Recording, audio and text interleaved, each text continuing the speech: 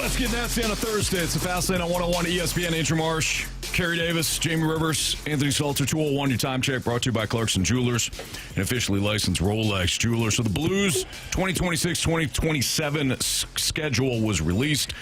As we know, they will play at Dallas on October 2nd, at Colorado on October 3rd, and then at Chicago on October 6th. And the audible sound that you just heard was Andrew Marsh, who is our resident Check X and the reaction of the public guy for us. So, Marsh, I want to ask you, because you had mentioned before the show, there's some teeth gnashing over the Blues schedule, how difficult it is, and the fact that with this team that has struggled the last 2 years to get off to a great start, there's some concern, there's some growing concern among Blues fans that this is the start of the schedule. Yeah, maybe. I mean, of the first 14 games, which is the month of October, they play 8 playoff teams from this past year, along with the Sharks team who almost made the playoffs. They have some really good talent on their team, young talent. They're a competitive team.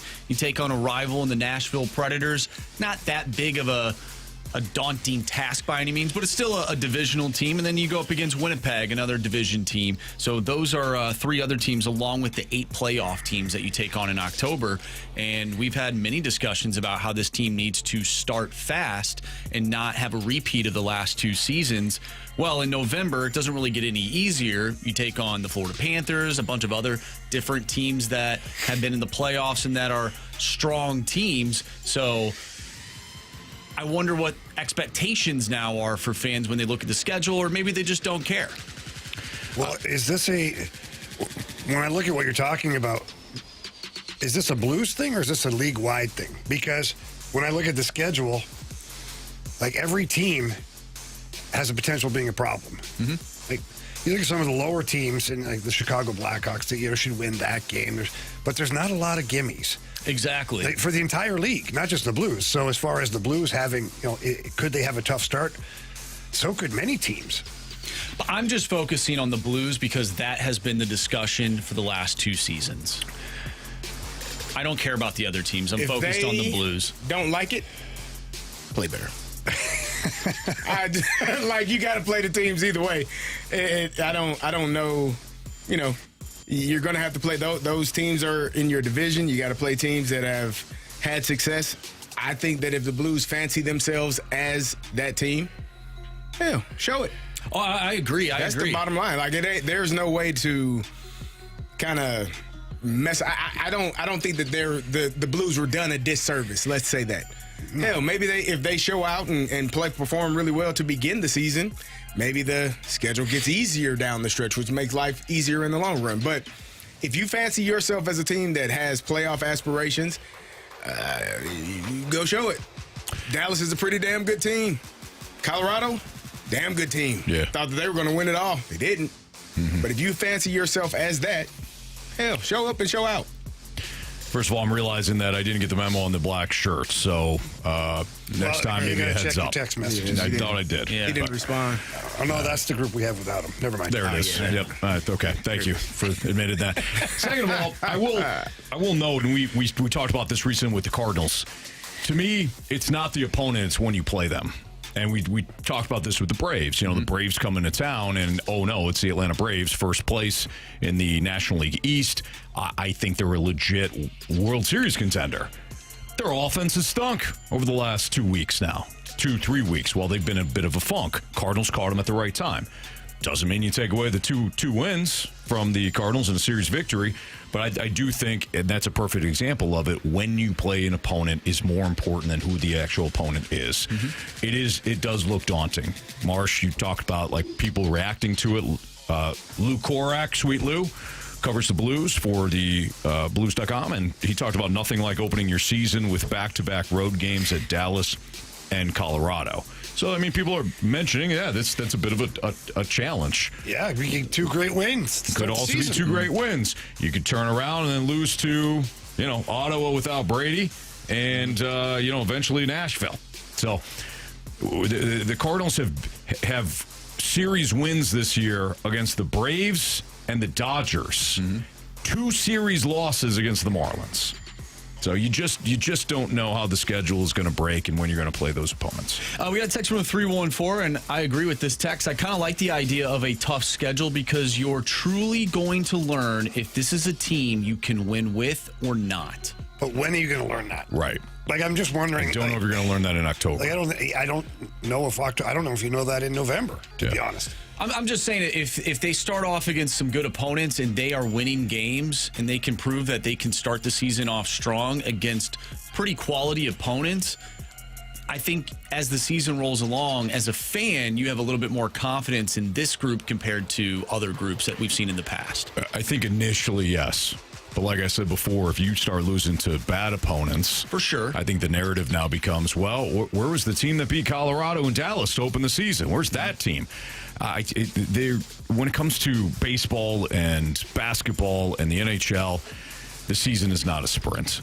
It's a marathon. Well, it's even more now. It's 84 games. Mm-hmm. So yeah, you've added two. You've added 2 more games to it, which we'll see what kind of a wrinkle that causes for some teams. I know 2 games doesn't sound like a lot, but when it's game 83 and 84, it's certainly going to feel different. Yeah. But yeah, look at schedule is the schedule. I look at what? No, go ahead. I'll ask a question when you get done. Okay, sure. I look at 2 years ago, or not 2 years ago, but beginning of last season. We didn't really care about the schedule because everybody was on a high from getting into the playoffs and almost beating the Winnipeg Jets. You look at the schedule, like, bring it on. Let's go. Who cares? Mm-hmm. But because they didn't finish, well, they finished well, but they finished out of the playoffs last year, had a tough season overall. We feel a little more concerned. It's kind of like riding a roller coaster a little bit. We don't know what this team's going to look like. We don't. And that schedule might be perfect for this version of the Blues that we get to see. And, the new coaching staff, new systems, the power play, the penalty kill, the new lines, because everything's going to be different now. So we don't even know. Maybe those are perfect games for the Blues to start the season with. Maybe that getting on the road to start the season. Who's to say that, they don't go on the road a couple of days in advance, come together as a team, bond, and they, Dallas hasn't yet, and Colorado hasn't found their groove yet. It actually might be the perfect time to get those guys. They're not a well-oiled machine maybe at that point. Kerry, you had a question. Well, I was just wondering, Dallas and Colorado, they're in your division, right?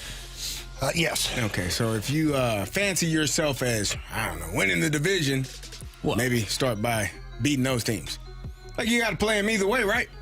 No matter what, they're going to make you play them. Yes. At some point, it's like you can't like not show up or not have them on your schedule. Well, you can not show up, but then you'd be conceding the 2 points. Well, that's ridiculous. You don't want to do that. So you just show up and you play your best. And if you fancy yourself as a team that has those aspirations, go kick them. You want to be the man, you got to beat the man. Somebody said that. Yeah, somebody did that. One of those wrestlers. Was it Ric Flair? I think it was Ric Flair. Woo! Yeah. I think it was The Undertaker. No, he didn't say much. Marsh didn't say much at all. Yeah. Do you want to read a text real quick? From the 618, this is why there are 84 games in a season. Make it up when you play bad teams, beat the bad teams, and contend against the good teams. It's that simple. It's the same for all teams. Is that really what we think the Blues have done the last couple of years? There's been some bipolar wins and losses. Yeah, no kidding. I think Marsh, the reason why you posted the question is obvious. Yeah. They've had 2 really bad starts the last 2 years. 2 slow starts. We've complained about it. We've complained about it. We've talked about it. Now a schedule gets released, and it's like, oh my God, these are top 2 opponents that you have to square off against, and things don't get easier in November. So understand why the question is posed, but the reality is it's a new blueprint. It's a new season, so it could happen again. But I don't know. I don't necessarily know if it's going to be the opponent that dictates that. I think it's going to be the Blues. So okay, that's a fair point. I think my next question is, do we start to question the roster because there were question marks throughout the tail end of last season before they went on somewhat of a heater. Like Jamie said, they didn't make the playoffs, but they did play well towards the end of the season. We had question marks surrounding the trade deadline and certain players that are currently on this team right now. Will those questions arise once again because of if they have a slow start? Or will we look at it and be like, man, they played a ton of really good teams. They're just not there yet in their cycle of contention. I think we'll remember the narrative. Well, and the I also narrative think is that they get off the slow starts. I don't even think that. I think that it'll depend on what it looks like. If it looks sloppy, disorganized. So you're a process over the results. Always. Well, Because you can have a result with a terrible process that's not sustainable. I agree with that wholeheartedly. I agree. Yeah. What do you think the majority of Blues fans will do? Well, I think Blues fans will look at what they're seeing. Like, same with the Cardinals for this year. I mean, I had low expectations. It's a fun team. They battled it. Now they've played very well, and people have enjoyed that. For me, for the Blues, it's what it looks like. If it looks uninspired, if you've got terrible body language, if you've got guys who are passing up blocking shots, not getting to the front of the net, that's a problem for me. If you have a team out there that's looking for blood, playing hard, playing well as a team, but they're coming up short against some of these, I'll call them elite teams in the league, I'm not worried about it then. I'm like, hey, that was 2 tough games. But we got better because we played those guys. So the schedule doesn't scare me. It doesn't worry me. I don't care who. You could put blank, Blues against blank the entire month. It's what the Blues do themselves, how they look playing the games, that truly will be the tell if this team is a team that can ascend and do better and make the playoffs, or if Alex Steen has to get busy again and start scrapping pieces and try to keep piecemealing this together. Yeah, I think if, by what you're saying, if the team, let's say they're under 500, they're right around that 500 mark come Thanksgiving, because that's when typically we look at, Flag Day is for Major League Baseball. U.S. Thanksgiving, of course, not Canadian Thanksgiving. Different days? Yeah, different it's in days, October. yeah. It'd be pretty early to be looking at that. It would be pretty early. Actually, the season would be like just now starting. It's like a packing day. No, that's Boxing Day. Yeah, that Boxing too. Day. Yeah, packing Two Day different is days. It's not about boxing, though. Boxing Day. Packing Day. Boxing. No, sir. originated Put your hands in, up. Kennebunkport, Maine. Boxing Day is Canadian. That's when you box up all the presents. You throw away all the boxes that from you the have. presents. Yeah, Okay. Whole day dedicated to it. it is. And it's actually the biggest shopping day. In So it's Black Friday. No, that's after U.S. Thanksgiving. Too many damn days for me. Can't keep up. Sorry. Go ahead, Marshall. So if we get to U.S. Thanksgiving and this team is showing that they are a competitive team, the record might not show it. Maybe a second half surge is more understandable, where you can be like, instead of saying, where did this come from? It's more so they've been building towards this and now they're getting hot. I think that's what we want. I think it's got to look good early on. It'll make us all feel better. Yes. Does it mean that they can make the playoffs? No. But at least we'll feel better about the process. All right, it's Fastlane on 101 ESPN. You can always get a hold of us via the Air Comfort Service text line, 314-399-9646. We also have our YouTube channel rolling right now, the Snake Pit. Feel free to join said Snake Pit. That's the Air Alliance Team YouTube chat. All right. Something made Jamie had to deal with something at the house yesterday, and there was something that made him stop in his tracks to watch. Tell you what that is next on 101 ESPN.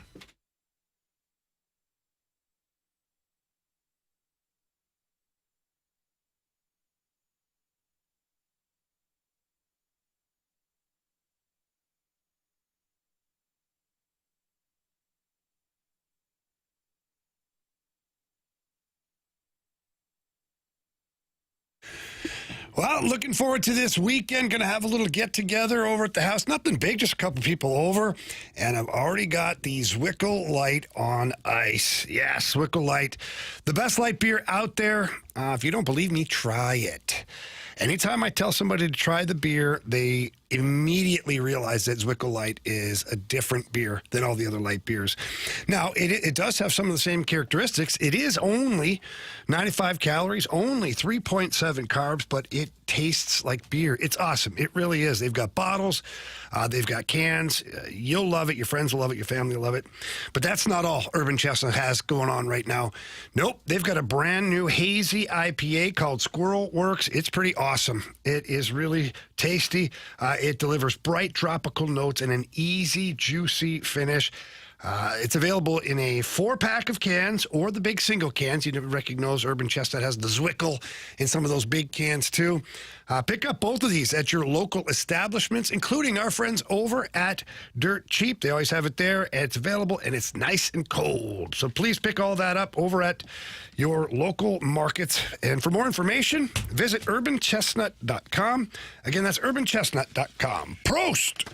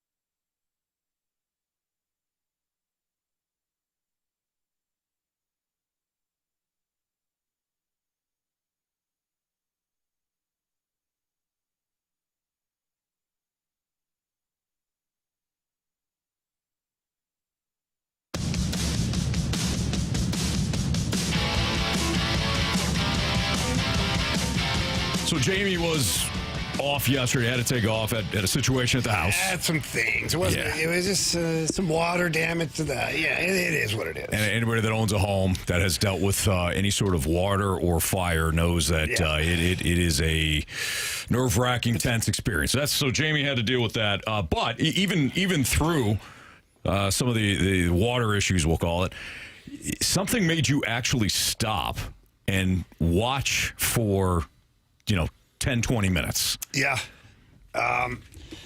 Watching the World Cup soccer game, England versus Argentina. England in the first half, they were all over Argentina.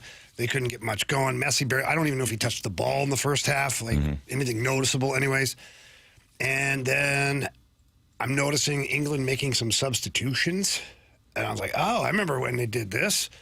They did this against Mexico because they wanted to just stand tall, box them out. I was like, okay, we'll see. Protect the house. Protect the house, whatever, protect the box, however they say it in soccer. Yeah. And then I noticed Argentina completely take over the game. And I don't know what the strategy was from the English coach at the time, but sit back and try to just prevent Lionel Messi. I don't know if be like, hey, we're playing Michael Jordan here in the last 5 minutes of the game. We're just going to go back and guard the paint. Yeah, just protect the rim. Just protect the rim. Just protect. Go out there, just stand. And so when I'm watching it go on, I'm watching Lionel Messi dribble through 2 and 3 guys at a time. And then the passing that they were obviously covering him to not get an opportunity to score. But he gets 2 assists on the goals. Mm-hmm. just by passing the ball, by drawing all the coverage to him, passes the ball. And then the one that got me is they were interviewing the guy who scored the header, the game-winning goal. And he said when he came onto the field, Messi told him basically, keep going to that spot. Keep going to that spot. And Messi, who is a left-footed player, drags it over to the right side. So, again, he's playing chess. England doesn't think he's going to be doing much from that side. Yeah, they had two guys on his left. And so he goes right back to the right foot, chips that little shot just enough so the other guys can't get it. His guy, boom, back of the net. As I was watching him take over the game, one player pretty much, I thought to myself, have we really missed out?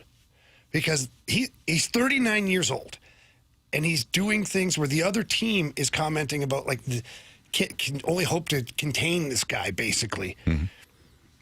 What other athlete at 39? I mean, Tom Brady is the only one I thought of because he won that Super Bowl with Tampa, and I think he was 39 or 40 years old at the time. Yeah, I think he was in his 40s, wasn't he? He might have been 42. Yeah. Something like that. So he's the only one that came to mind. But what other athlete who was one of the best in their sport at 39 was dominating? Brady, like you said, Brady's the poster child. Like Gretzky didn't, Lemieux didn't. Yeah. LeBron still is playing. He's not LeBron is dominating. playing. But he's still playing So at he's an the guy they extremely go to. high level. They didn't Last even go year, to him on his own team last year. they did in the playoffs. He just didn't have much in the tank. So that's my But he was point. he was the third option. That's The my other two point. guys were injured. That's my point.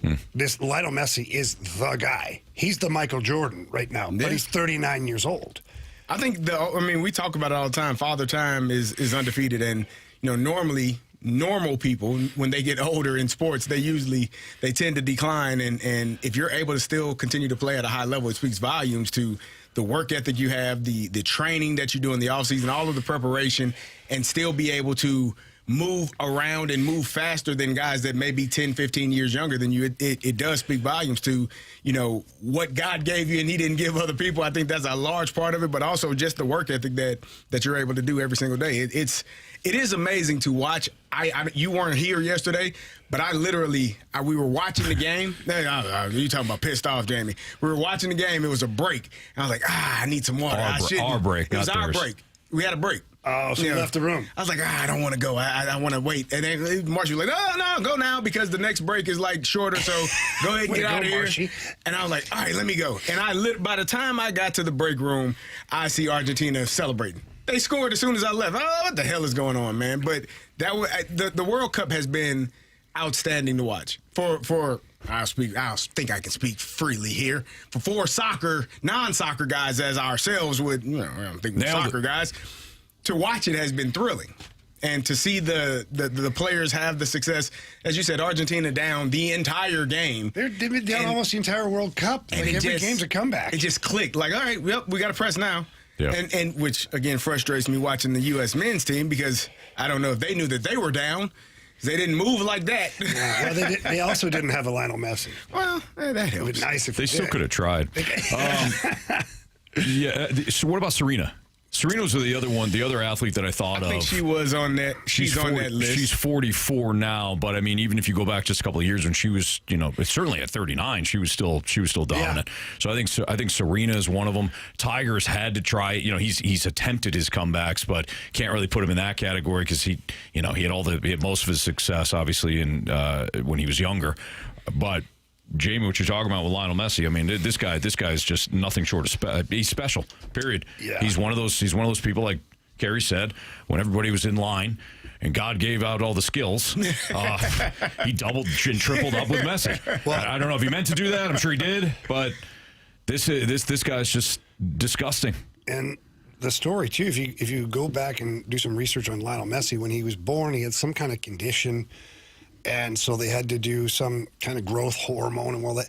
He's still only like 5'6" or 5'7" right now. Yeah. He would have been like 5 feet tall or something like. It was like something where the body doesn't grow at the rate. Yeah. Right? So here he is now at 5 foot nothing, playing against these guys and dominating. And his dribbling skills in tight quarters is incredible.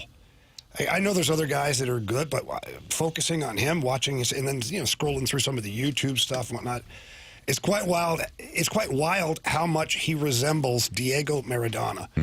They're very small guys, and the footwork was incredible. And obviously, Maradona is one of the best to ever play the game. Here we are watching Lionel Messi, who could potentially win another World Cup. Yeah, and I think this match, Argentina and Spain, is going to be phenomenal. It's going to be wild. I mean, it might be 0-0 for the majority of the match, but this has got the potential to be just an outstanding final in what has been a very entertaining and exciting World Cup. It's Fastlane on 101 at ESPN. Andrew Marsh, Kerey Davis, James Rivers, Anthony Stalter. What can Alexander Steen take away from Steve Yzerman's tenure in Detroit? Jamie, we were talking about Stevie Y's and he's now moving to another part of the front office. Sure. Yep, absolutely. Like Gershie. You can't do that. No. You know what, Anthony? I cannot let you put Steve Yzerman in the same bucket What do you mean, man? as Michael Gershie. Special project. The guy's a 3-time Stanley Cup As champion. a player. Yeah. I think he was GM of the year in the NHL. But not lately. I know, but you can't do that, Kerry. What have you done for me lately, Jamie? You know the rules. Listen, I'm just saying. You're from Detroit. You can't do that. You cannot do that to Mr. Detroit. I'm from Novi, Michigan. That's right. Just outside of Detroit. 7.5. Take that back. Yeah, 7.5 miles, right. Yeah, all right, I take it back. All right. But we will dive into any sort of takeaways that Jamie had. Obviously knows Stevie Y and the kind of like what happened and how. Pissed him off. It did. What? He said he was like Gershie. Yeah, you can't do that. Anyways, we'll talk about it next on 101 ESPN.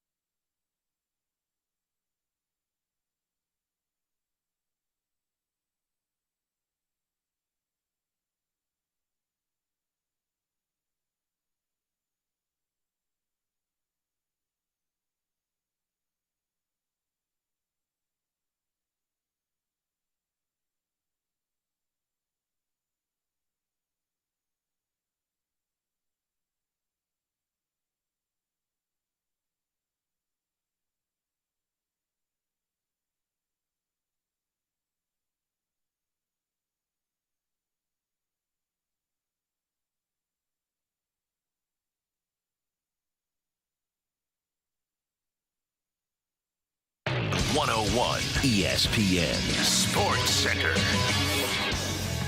I'm Andrew Marsh. It's time for a Sports Center update brought to you by Saliga Heating and Cooling. Major League Baseball is back in action tonight with the Phillies and the Mets. And the Cardinals get back to it tomorrow night, 8:40 first pitch as they take on those Diamondbacks. At 3:15, we'll talk with Chris Kerber, voice of the Blues, right here on the Blues Radio Network. But coming up next, we're going to get Jamie's thoughts on Stevie Y getting promoted.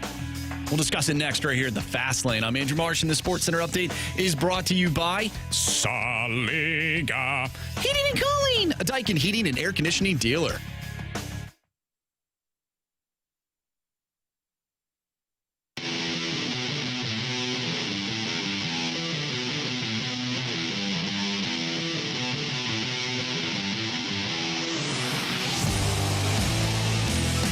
As Marsh just mentioned in the Sports Center update, we're going to talk about Stevie Yzerman, who's promoted yesterday. Yeah. No longer going to be in charge of roster building, trades, drafts, things like that. Jamie, we don't really know what his new role is going to be, but it's going to be fantastic. Senior advisor to the owner. Oh, okay, great. Yeah, good. Practically owns the team. Practically, yeah. Mm-hmm. First and foremost, since you know Stevie Y pretty well. Yeah, I've known him for a really long time.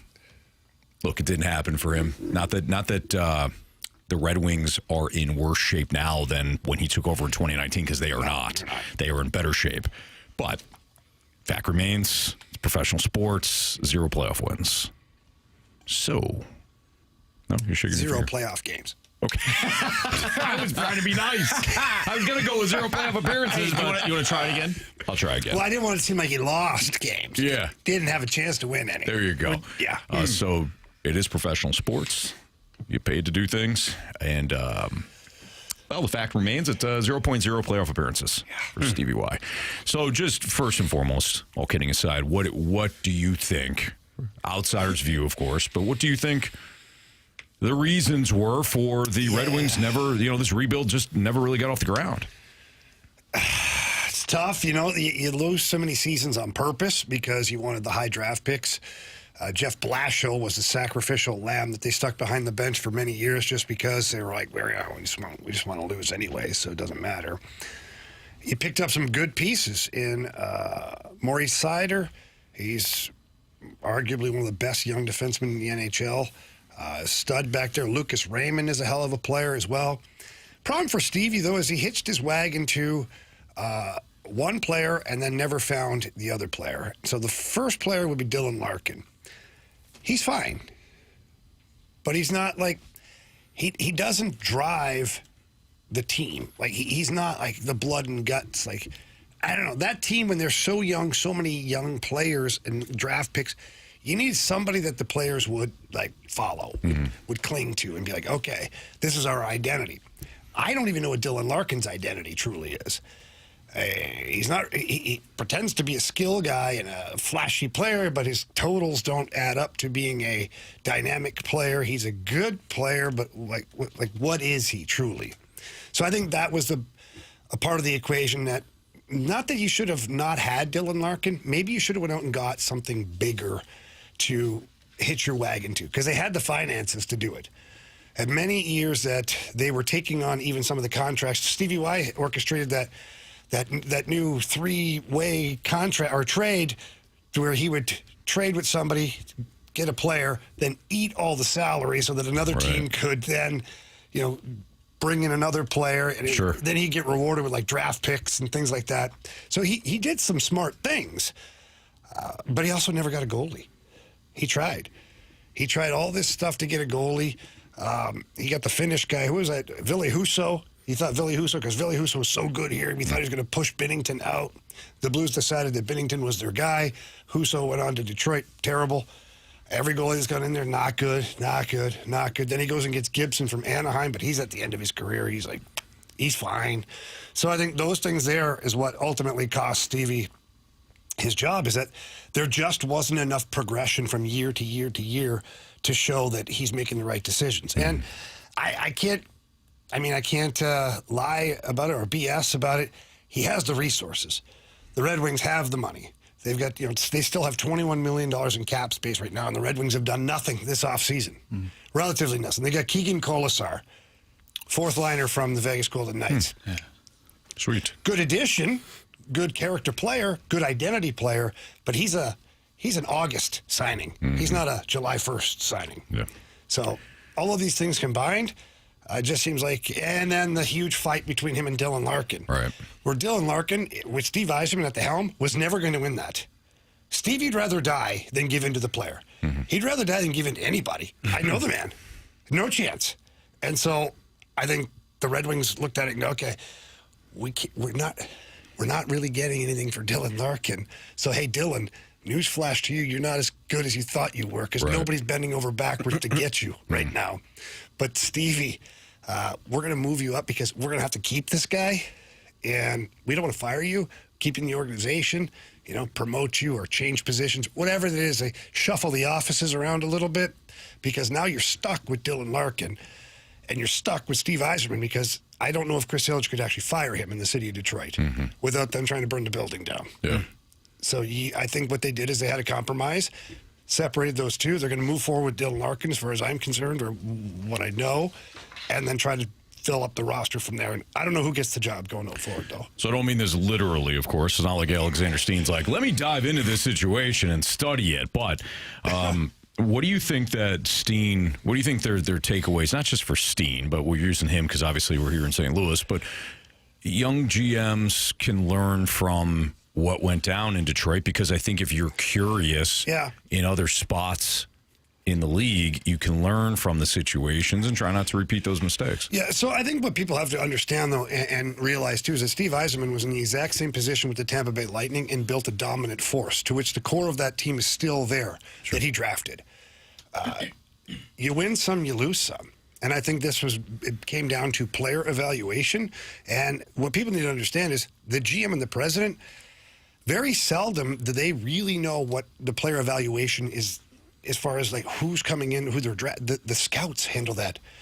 The head of scouting is the guy that comes into your table at draft day and says, these three guys, if they're available in the first round, we got to take one of them. Here's our first pick, here's our second pick, here's our third pick. Steve Yzerman's not, he's flying across, he might go watch a player guy once or twice. That's not enough to tell.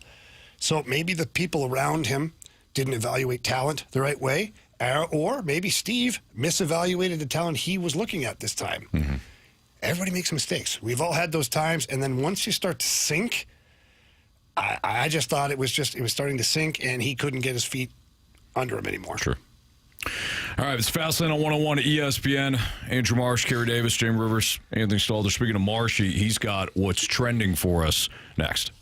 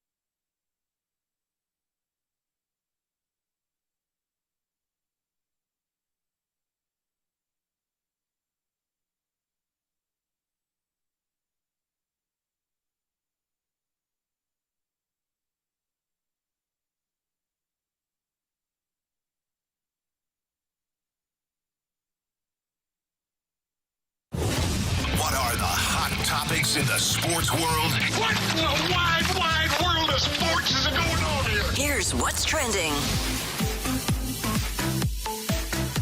Welcome back to the Fast Lane here on 101 ESPN with Anthony Stalter, Jamie Rivers, and Carey Davis. I'm Andrew Marsh, and it's time for What's Trending. Gentlemen, not sure if you saw the video last night of Steve Kerr at a stoplight telling a fan that we got him. The fan was asking, are we going to get LeBron James? Steve Kerr said, we got him. However, LeBron James said he's not ready to reveal his next team, but says it will be fun. Do you think LeBron James is a Golden State Warrior? Man, I hope so. I do hope so. I would love, I would love to see that. Steph needs another, let me say this. I don't know how the numbers work in time now. I don't care about finance. It ain't my money. Spend it how you see fit. Hopefully Jimmy Butler is still there on the roster. He comes back healthy from his torn ACL. There were rumors that Anthony Davis could also be potentially headed towards the Warriors. They always have and will continue to need a guy in the interior that can play defense. I don't know, block shots, rebound well, guard some of the other bigs in the NBA. Yeah, I would love to see it. I don't believe LeBron is the greatest player to ever play the game. We know that how I feel about it, but I do feel like he's on the podium. So you get one of the top 2 to 3 players to ever play I don't like why you're looking at me like that, Anthony. To ever play in the NBA. Now, what do I require from a Golden State Warrior? Well, you got to get your ass back on defense, LeBron. I don't want to see that flopping crap. That's funny. I don't want to see that flopping crap. I watched too many Golden State Warrior games to see you flip-flopping all over the floor. Mm-hmm. I don't want to see it, How bro. about when he just walks back to play defense? I don't want to see that either. That's when he's at his best. No. Defensively. He might, it ain't that far off. Get back on defense and lock in. Quit your complaining. Lock into the person in front of you. Play defense. Come on.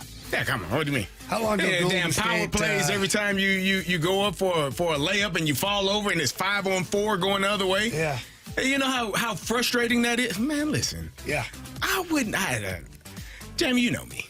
Like, there's a level of, you can be the greatest or in your mind the greatest or one of the greatest, whatever you feel, bro. But if you don't get your ass back on defense, we gonna box. Like, that's how I would feel. How long till they trade for Bronny?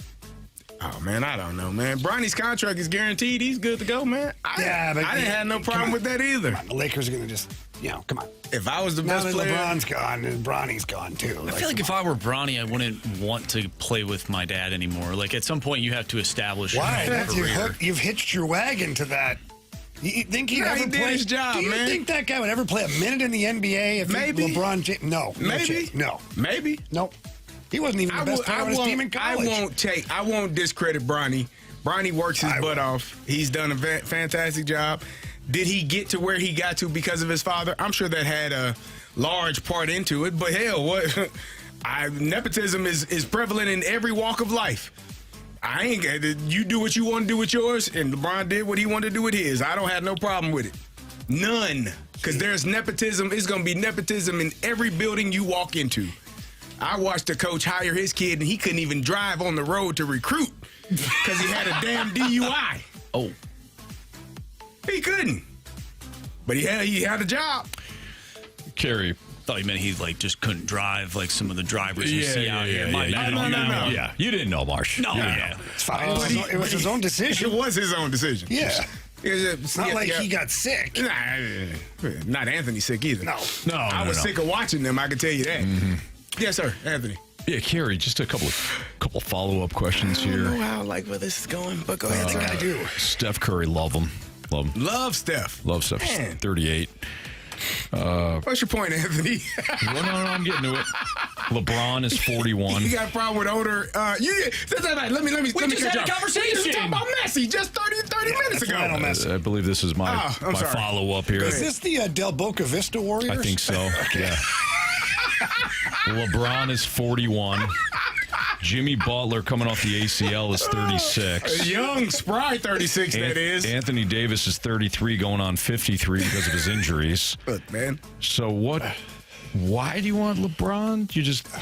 They need an extra. You want to see like the depth guys all play because this is the lineup to do it. They need another guy for the shuffleboard game. Is that what it is? Yeah. You guys you should be ashamed of yourselves speaking so poorly of future NBA Hall of Famers. I think what you mean is speaking honestly about where the what current players are. That older group, you know what they have? Some of these younger guys don't have? What's that, bad hips? Yeah, too. But experience. Bad knees. Bad knees. Experience. Wisdom. All right. A lot of games played amongst those guys you just named. A lot of championships. Yeah, they can tell you all about amongst it. those. Yeah, they can. The They can Golden tell you. State Grand Maesters. They can tell you everything about how to get things done. They can show you how to Who's win a gonna actually championship. do it? The guys on the court. Steph still plays at a very high level, man.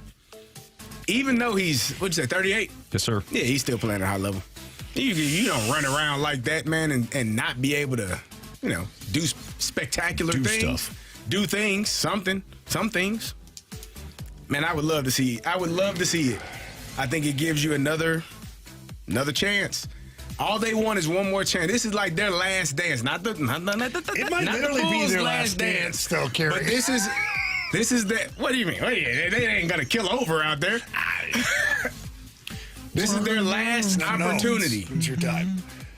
You might get 1 to 2 more seasons of really high, elite level basketball play. Come on, man. No, they don't have. I know they ain't got high cholesterol. They ain't good dang on shape. Now, bad knees, yeah. Hips, feet, ankles, yeah. more than likely. Yeah. Cholesterol? Nah, they're probably good. Guys, speaking of Golden State, for those that listened yesterday and you listened to Bet the Board, you know that all of us had our picks on one particular game. That was the Golden State Valkyries I haven't seen this. and the Indiana Fever. Oh, it didn't go well. How'd my fever do? What'd you have? I had the Valkyries plus 2.5. Golden State Did you? Valkyries defeated the Indiana Fever 88-75. Let's go.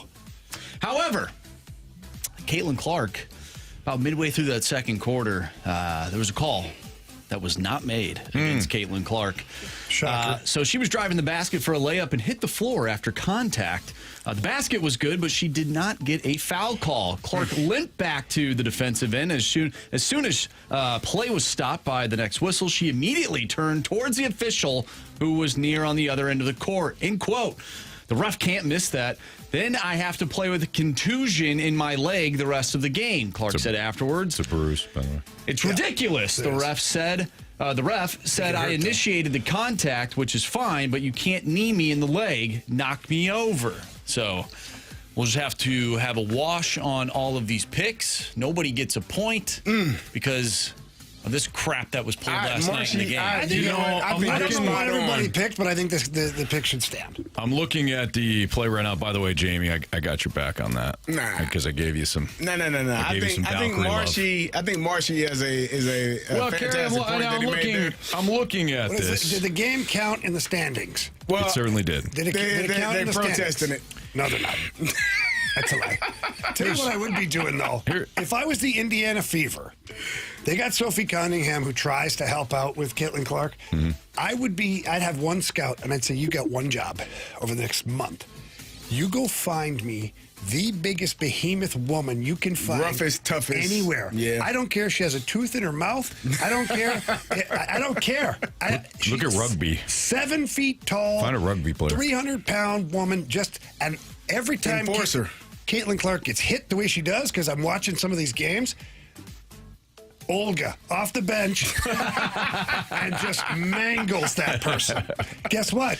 They'd stop screwing around. It would stop. I've said that. The fact that they don't Olga have. might only play 7 games the whole year, but she that's might. fine. She might be suspended and out of the league, but Olga Oglethorpe. yeah. That's a good one. I have said that for a while. They do need to have does somebody WNBA to not protect. realize what their cash cow is? I don't They're think anybody. so reluctant to give her flowers. Everybody hates Caitlin Clark. I know, but why? And the part that When the that's, hell were we talking about WNBA before? that's exactly what I got a group text with some friends, and they were texting Caitlin Clark. I said, man, you all ain't never talked about the WNBA this much in 30 damn years. Highlights of some girl getting abused on 30 the court. years, man.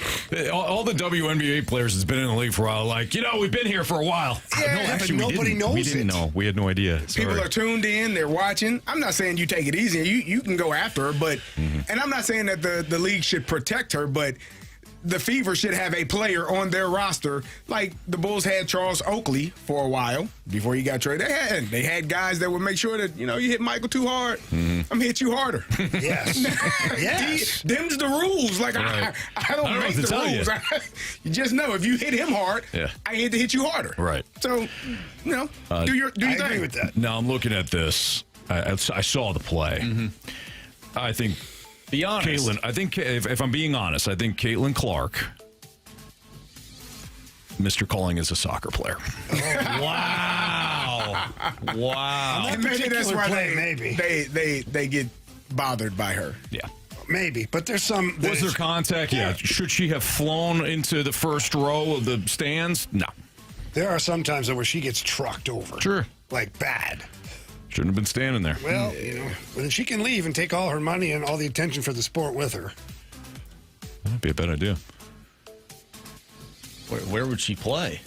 She don't need the Europe. money anymore. She already paid out, that girl. She was playing Europe. She could. And then what happens in WNBA? It goes back to ESPN, the Ocho again. Oh, come on. Come on, man. If we're being real about this. I think Jamie's got a point. I don't even know if it winds up on the Ocho. I don't know. They got some quality programming over there. All right. It's Fastlane on 101 ESPN. Come on, man. Come on, man. You see those squirrels That in the... was come on. That's that. Come on, man. I like the lumberjack games. Yeah. Those are good. Yeah, I gotta stop. Isn't that a Geico commercial? Come on, man. No. It's the Ocho. Squirrels. Squirrel. Yeah. What the hell? That's a lizard. That's that caveman. Yeah, come on, man. All right. Could college football... Could the college football playoff adapt their playoff to what we're seeing in the World Cup? At least one writer thinks it's possible. That's next on 101 ESPN.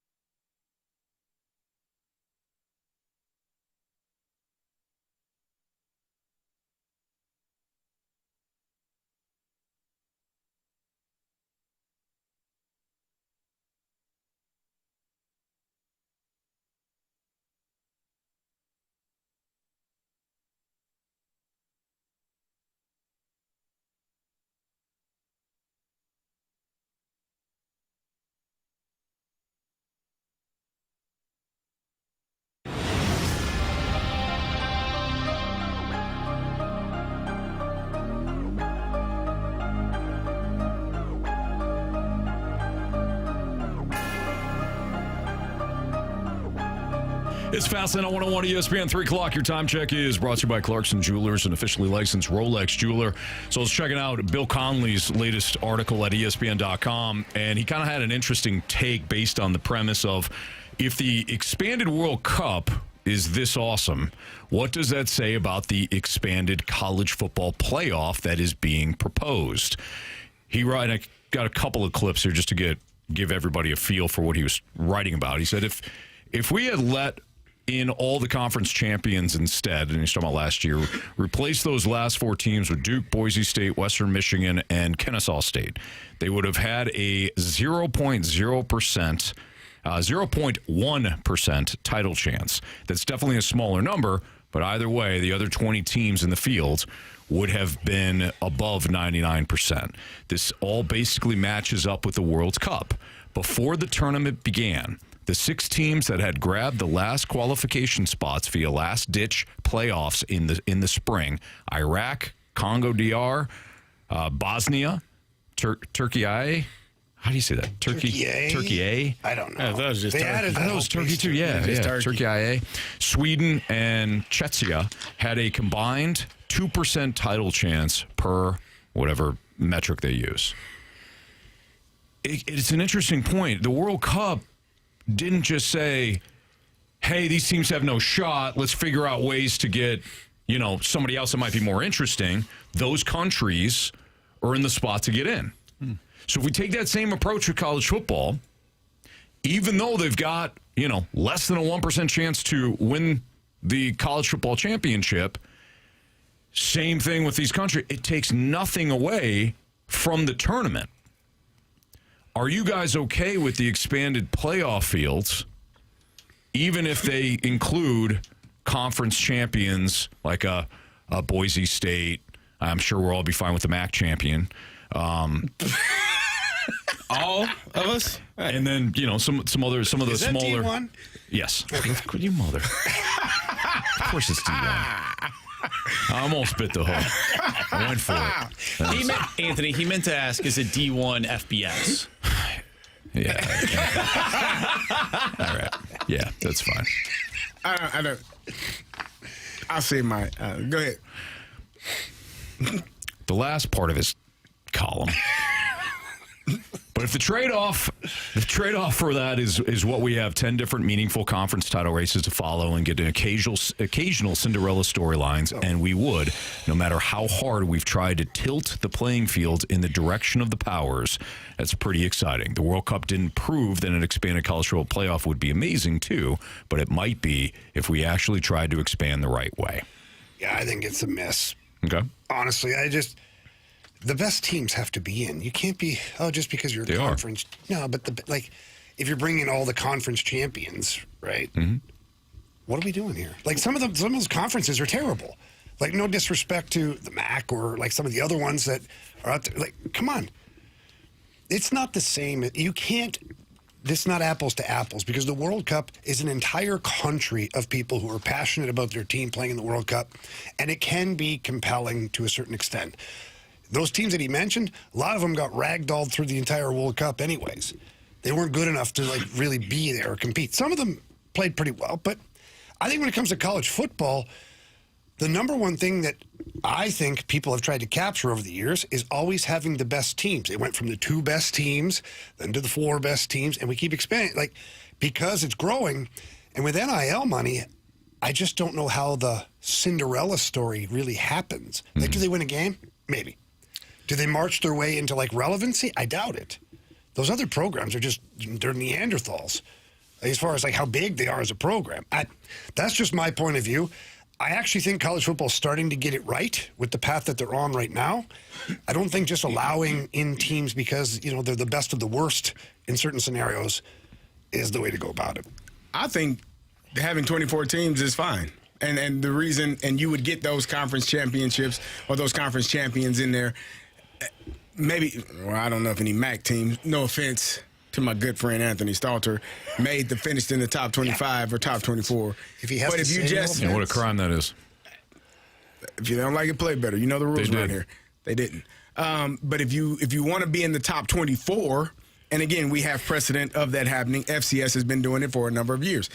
24 teams. The first 8 seeds get a bye, and the 16 teams play, and then you go on from there. I don't think that there's anything wrong with that. And again, you get teams that were not in the college football playoffs last year with the 12-team format versus if you have 24 teams. You're going to have Texas in there. You're going to have a Michigan in there. Like you will also have those name brand programs in the college football playoffs, and you might have Texas playing Michigan, right, in the first round because they're not in the first 8. Like, you would have really good matchups. Now, you might also have a Tulane playing against a Notre Dame or a BYU, but that's also happening right now with how the setup is. So if you have that 24-team playoff format and you start the season maybe a week earlier, take out some of that dead time in between the final game of the year or the bowl game or the conference championship games, you can do away with those, and you start playing football. The season does not have to, you don't have to have 3 to 4 weeks,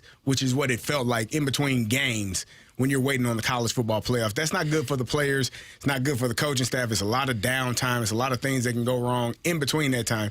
A week off for the championship team, for the first 8 seeds, and then continue to play football. I don't mind having the lower tier of those conference champions. I have no problem with them playing in the college football playoff. One, what are you playing for? If you don't have a chance to play in this tournament, what's the point of playing a season? What is there to play for? So you can transfer to a good team after? Oh, that's kind of the route that things are going these days. Just speaking the truth. But more than likely, these teams, these lower tier teams, are not going to win the national championship. But that one game, that one time, Anthony, the Little Giants took down those little Cowboys. Yeah, they did. One time. One of the biggest upsets in history. You know how much entertainment value that could bring to this tournament? Just one game could show the rest of the country that it doesn't matter who you play. If you don't come ready to play, this team could take you down and can ruin your title chances. Yeah. And I think that right there is worth it. I just don't think it's going to happen. Well, okay, all right. You're right. It's probably not going to happen. But it could. But I think the For question, one game, maybe. But I think That's my point. But it ain't going to happen for 2 games or like to advance. More than likely But not. I think the bigger question is, and Conley kind of talks about it. It's about access, right? And access is going to give you a bigger representation. So in other words, you got access if you're Congo, right? You got access to the World Cup. If you earn your way in, you got access now. Now I get it. It's not apples to apples. You're absolutely right. But that's okay. However, I understand the so-called argument. right. If we're debating whether or not these teams would actually win, it's not a debate. Like, let's just end it. The question becomes, if you have enough of those superpowers, what's the harm in having, 4 teams that people roll their eyes on? But you might get some interesting storylines. But if just that's like the case, the then World why Cup. don't we just let 40 teams in? No. You get scheduling problems at that way point. too many teams. Okay. So what? 24 teams? I think there's still 24 really good teams without getting to bottom dwellers as far as. But if you expand more, so what are we doing then? Because we want everybody to think they have a chance? No, because you create access. You create an opportunity for MAC fans, Sunbelt fans, Create whoever, opportunity for what? to watch their teams. You have a shot. You're in the dance. It's a horrible shot. False promises is what we're doing. Well, then why? Why do we have for the World Cup? Yeah. Why do these teams? Why does St. Peter's? Why I didn't hear this. I'm sorry, Marsh. You just pissed me off, though. Why no issues then with Congo? I didn't hear you say that. Oh, Congo in the World Cup. This way different. This is an outrage. How about Cape Verde? They almost beat Argentina. How about the Cape? It's the World Cup, guys. We're all wearing capes Way now because different. of the Cape. Well, There's teams you're not supposed to wear There's capes. countries that end up in the Olympics that shouldn't be there, but they're representing their country. It's a whole different animal. It's not even close. Well, when it comes to college football, this is all we have You got- in certain conferences. I understand that, but here we're just selling false hopes to teams. Oh, you have a chance to get the college football playoff. Nobody's saying that. You're 500 in the You do MAC, have a and you chance got to a get chance. in. You do have a chance to get in. You're in the dance. I think it's an elite playoff, and it should be formatted that way. I think the MAC is going to have to win. A team's going to have to win 8 to 10 games to be in that top 20. What did Western Michigan win last year? What did they win? You know, I hate those Broncos, but Probably 8 games. They won the D1 hockey title did they? Yeah, 2 years ago. Right here in St. Louis. right here. Oh, yeah, that's right. What did they finish? Anthony, you don't know? I don't know what the record was. No. Come on, man. No, you come on, man. I don't know. Sorry. Why don't you know your? If you don't let's know, see. then what the hell's the Well, point of how having do we a know? hope or a chance to I don't know. I don't know what I don't know what the I don't record even was know for how bad Miami. they were. If you don't know, how are we supposed to know? Let's find out. I'm looking Let's it see up. what You Maction asked did me. I didn't last ask you. year. Maction. Oh, this is 2026. I don't want Can't that. even find it, guys. It's hard to find. But let's let them in the playoffs. 4, 5, 6, 7, 8, 9. Oh, they won 9 games. Won a bowl game too. 10. Oh, Maction, they won 10 games. They won 9 in the regular season, 10 to finish. So if they win there, hell yeah, put them in. Thank you. Get them Maction, them Western you didn't even Michigan. know what the Thank you. hell their record was. You didn't even know. I didn't. I looked it up. Come on, man. 10-4. Come on. Uncle Sam brings up a good point in the Snake Pit. He goes, fans already have an opportunity to watch their team during the regular season. I know. I don't know about you guys, but I love watching a movie, not knowing what the hell the ending is. You know, just watching it. Even a crappy movie? Even a crappy movie. Nah, that's not true. Because there's movies I know that you you, haven't Jamie. watched yet. I know that you. refuse to watch. I know you. When you're intimate, right? Yeah. You like to just walk away once it's 5 minutes in. Because that's the best part. Walking away? It's like the regular season. Just watch the build-up. regular season It's the build-up, though. with nothing. When I'm See how that intimate, works out. It's like the World Cup, Anthony. You mean the college football playoff? Thank you, Marsh. It's Fastlane on 101 ESPN. We're going to get to Chris Kerber next.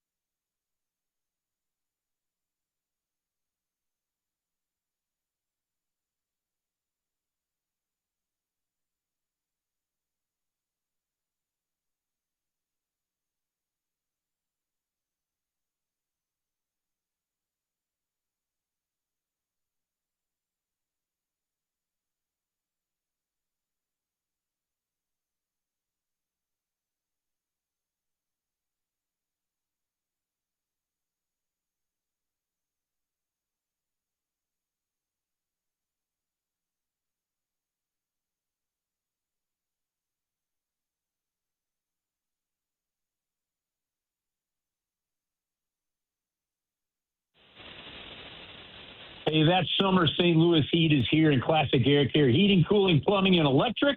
With over 100 vans on the road, they can get to places faster. You can ask for same-day service as well if something goes wrong with that air conditioner. 5 things you need to know. Number 1, speed that I just told you they can get to you. 2, quality. Over 9,000 5-star reviews that have won the St. Louis Headliners Best Heating and Cooling Company 3 straight years. 3, personal touch. A lot of techs with a ton of experience. Look at those reviews and you see the names that the customers are putting in there. Those names are popping up.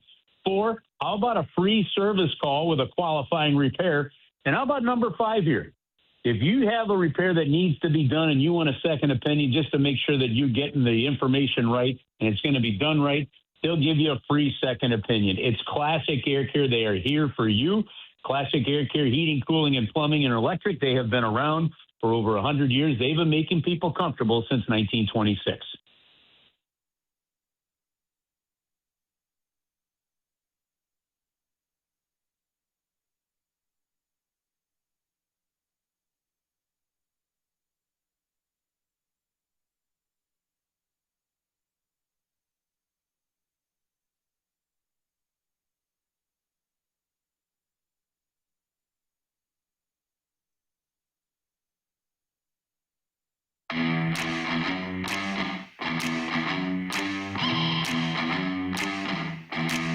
It's Fastlane on 101 ESPN with Carey Davis and Jamie Rivers. I'm Anthony Stalter. Let's head to the Collier and Thompson phone line. We're joined by the voice of your St. Louis Blues, Chris Kerber, right here on your home of the Blues, 101 ESPN. Kerbs, how are you? Anthony, doing great. How are you? Doing great. I know you're a big soccer fan. How about the match yesterday? And what do you think of the match now, the final match between Argentina and Spain? Should be a great one. I'll tell you what. I mean, when you know, like, there's something great when you're watching sports and you know you're watching greatness, aren't you? Like, I mean, 5 minutes to go in regulation, Argentina down 1-0, and Messi took over with 2 terrific plays. Great on their head coach, by the way, making some adjustments, getting him out to the wing where he's a little more isolated. But man, oh man, like that. When you get to watch greatness, and I don't like. You could be such an Chicago Bulls fan, but you still had to appreciate every chance you got to watch Michael Jordan do something special, and that's what soccer fans have been gotten to see with Messi this year. Like, just awesome. So great to see, and now I can't wait for that final. That final ought to be something else. Yeah, Kurz, let's stay there for a second. From what I'm reading and hearing and watching so far in the World Cup, and I don't claim to be an expert by any means, the sport of soccer, but seems like these two teams are built differently. Spain, very defensive team, very tough to score on. Argentina plays a little more wide open. Certainly with Lionel Messi, he's an offensive threat. What do you see happening in this one? Well, Spain has just been methodical, haven't they? I mean, I think they've allowed a goal, in one game this entire World Cup.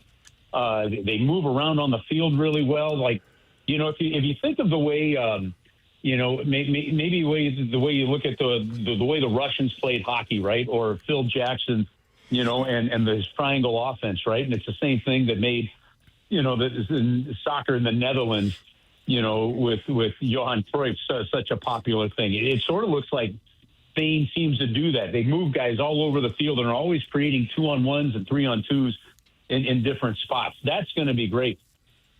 Argentina seems to play this classic, in your face, we're going to stir it up. We'll flop, we'll dive, we'll do whatever it takes to tick you off, South American style of hockey, of soccer.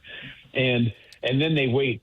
The longer, if Spain, much like I think England, I think the longer Spain goes without taking a lead and extending it, the more that game favors Argentina. Man, the number of late goals that Argentina has scored in the knockout stages inside the final few minutes of regulation and then into stoppage time has been phenomenal. So I think this is two contrasting styles of soccer that is going to be a lot of fun to watch.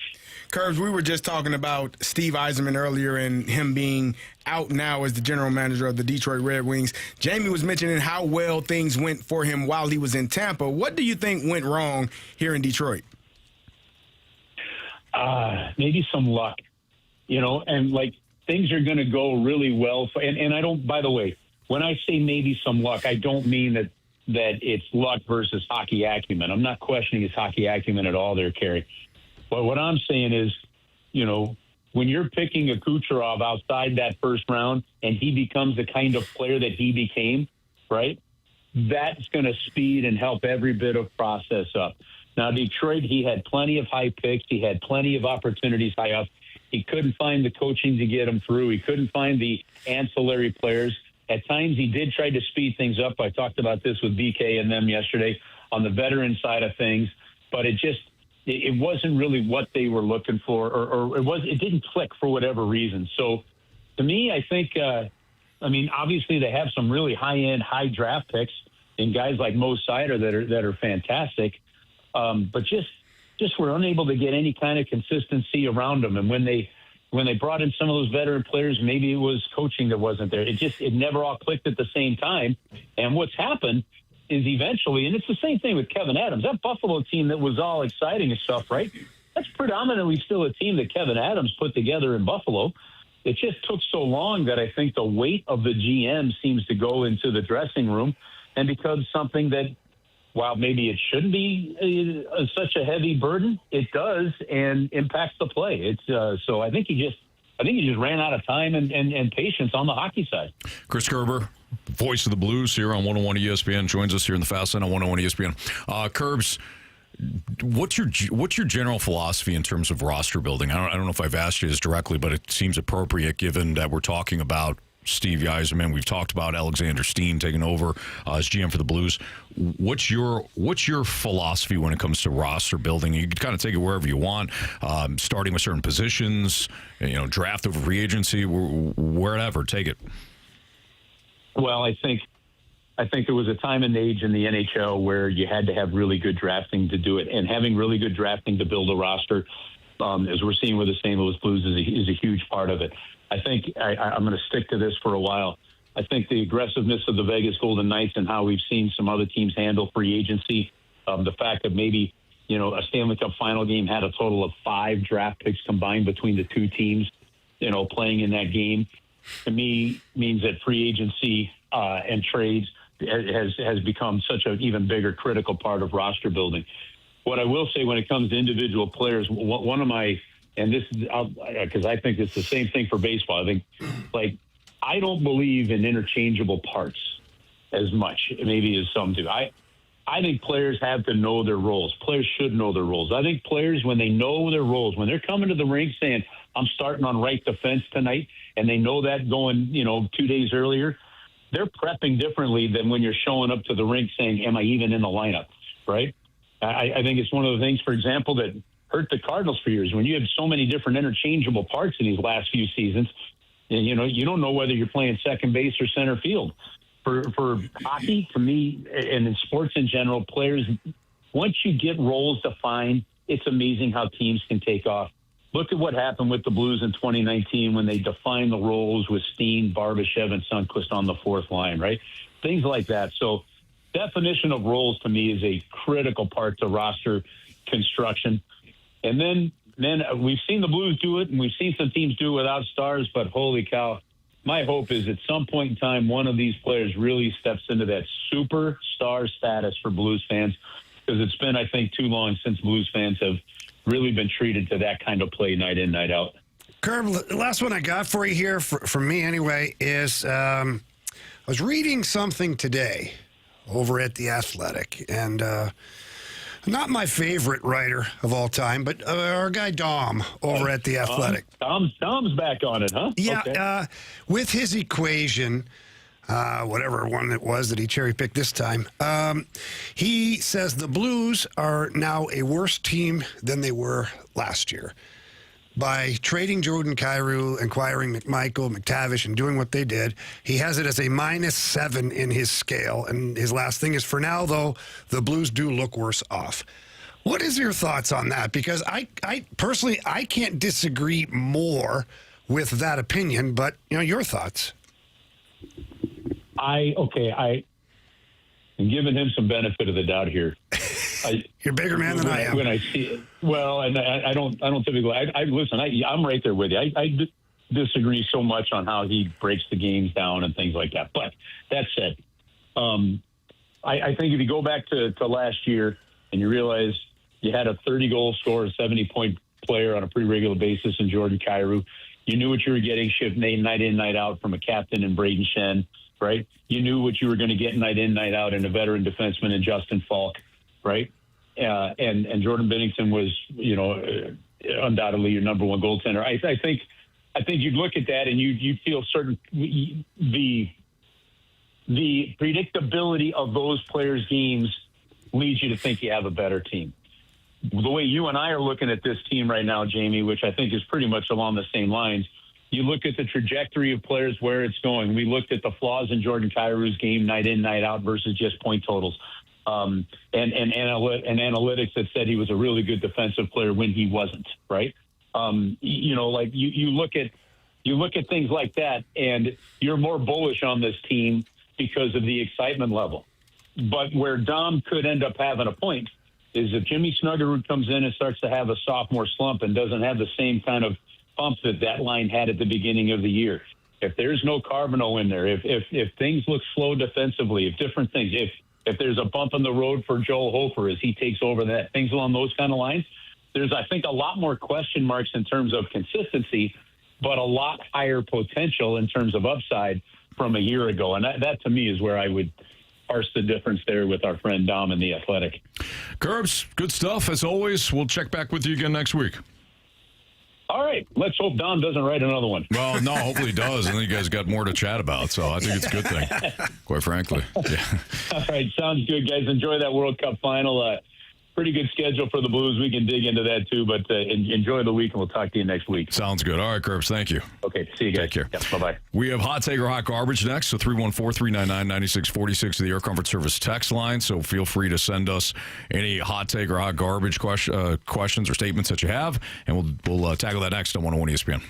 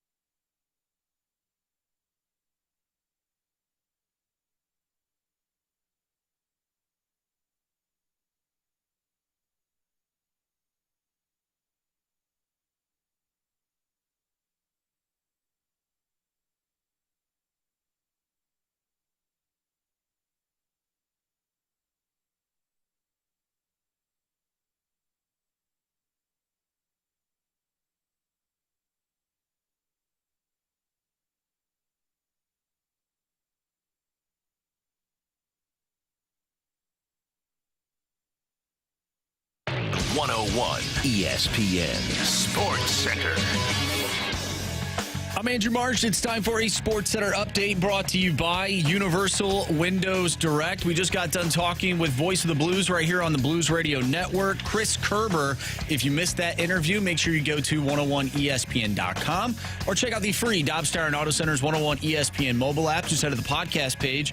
You'll find all of our interviews and all of our shows there. And it's all brought to you by the Schaefer Door Company. Coming up next, we are going to play Hot Take or Hot Garbage. So if you have a hot take you want to send our way, do so using the Air Comfort Service text line 314-399-9646. We'll play Hot Take or Hot Garbage next. I'm Andrew Marsh, and this Sports Center update is brought to you by Universal Windows Direct. You'll be saying, I love my windows.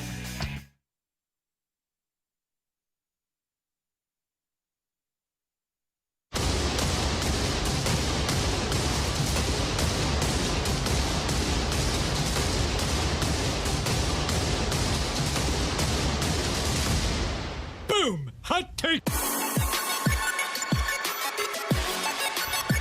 Time for Hot Take or Hot Garbage here in the Fast Lane on 101 ESPN. This is where you can send in a statement, your hot take, to the Air Comfort Service text line at 314-399-9646, and we'll react with either agreeing that it's a hot take or we'll call it some hot garbage. Marsh, what do you got for us? From a 618 Hot Take or Hot Garbage, gaining confidence after his first half and home run derby win, Jordan Walker finishes the season with 40 home runs and 120-plus ribbies. Oh, wow. That's 18 more home runs. How many games? that would give him almost guaranteed MVP. I'm going to say hot take. Ooh, 18 home runs. You got 22 right now. Yeah. How many games left? I think like 80. No, maybe 75, 78. Where they at? No, I don't think there's that many. Is there? Because they're not truly at the halfway point. What's their 45 and 50 and 45? Played 67 95 games. Yeah. They've already played 95 games. Yes. I'm going to say hot garbage. I think, to me, the 120 ribbies is the... It's doable. It's doable, yeah. Is it likely, though? He's got to hit one every 4.8 games. I think I don't know. I think you could do it. I do think, though, that the RBI... Jamie, did you just say this, the RBI? I think the RBI might be... That's high. Yeah. 120? It's a lot. That's a lot.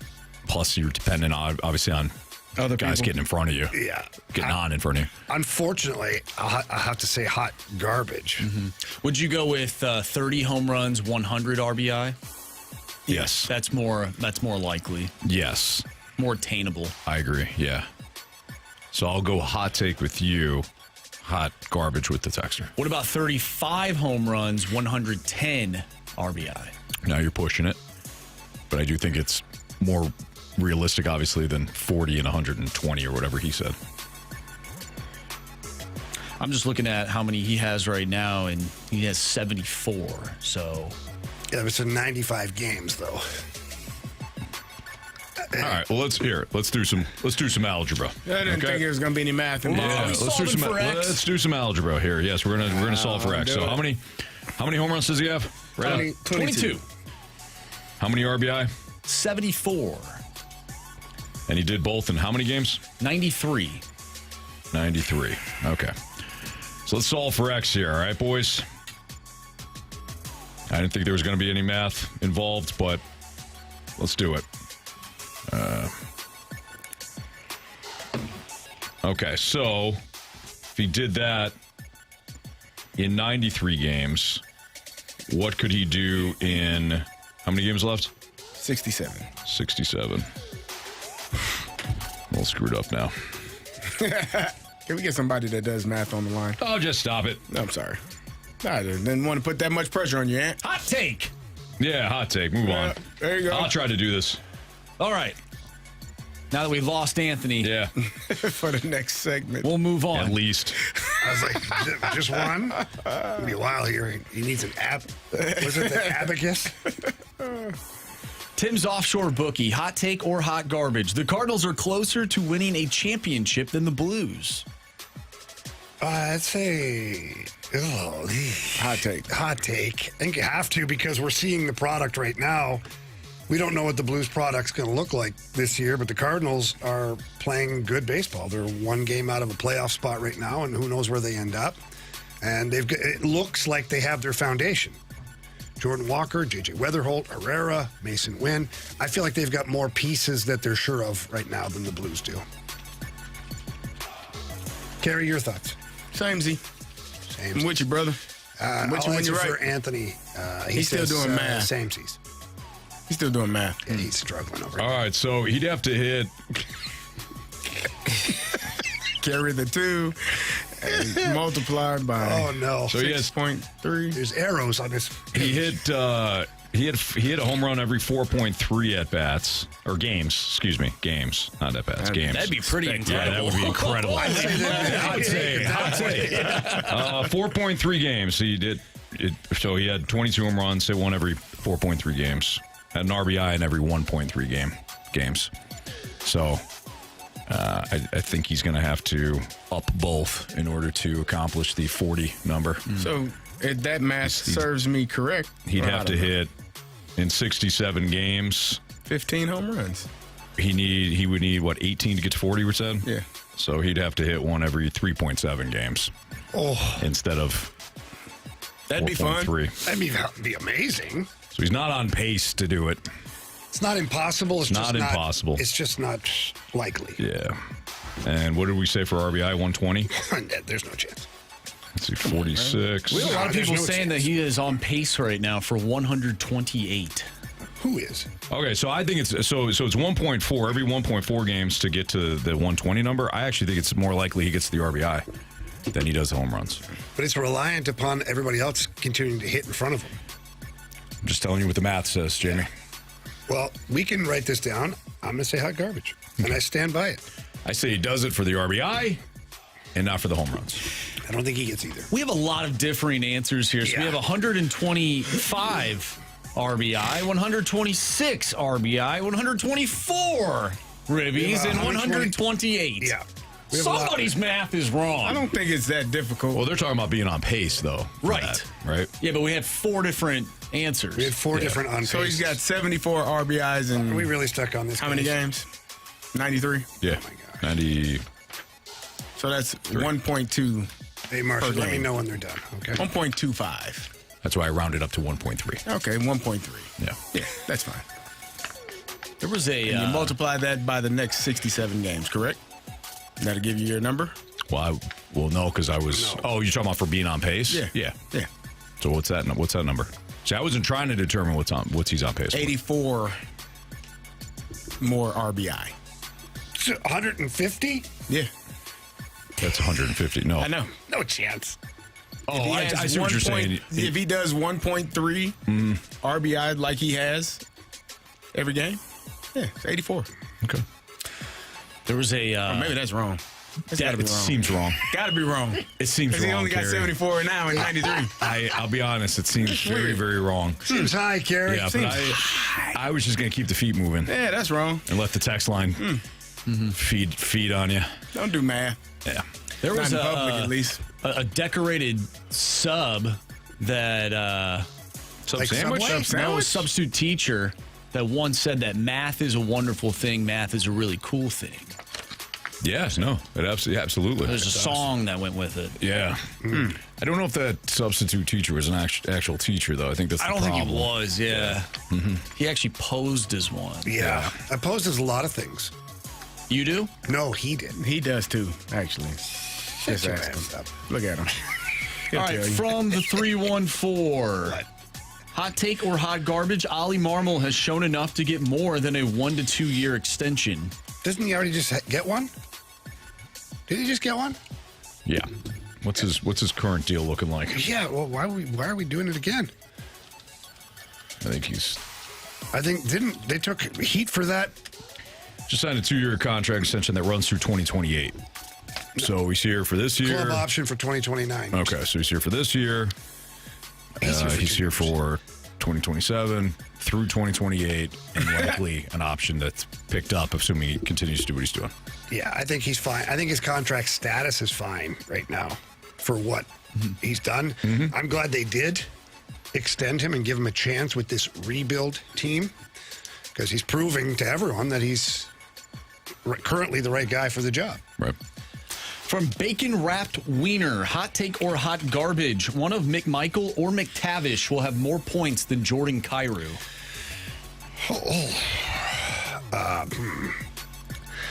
I don't see that happening.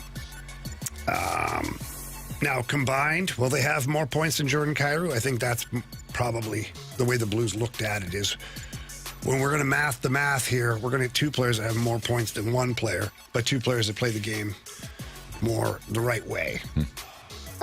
Because Jordan Kyrou with that Washington Capitals team and some of the guys they have on that, he might have a 75-point season. And I don't know if I see that from... I certainly don't see that from McMichael. And I don't see that for McTavish at this point. The 618 says Bradford would have figured this out by now, the math equation. Or he would have just thrown a whole bunch of big words at us and we would have believed him. Right. I don't think we need to criticize like that. Criticize. Everybody's doing the best they can. That's all. Everybody has their strengths and weaknesses. Certainly. Yeah. Hard it is to do radio Including you, and math. Do you think Bradford could block Ray Lewis? No. I doubt Probably not. Would I like to see it? Yeah, it'd be fun. Be fun. But I don't know if I don't it'd think we all have our strengths. Yeah. I don't think Bradford is. What? I'm laughing at the text line. What'd they say? He's talking crap about me and my math. It's way off. But I figured it out halfway through. I'm like, did. no, that's not right. I if you saw me on the YouTube, I went.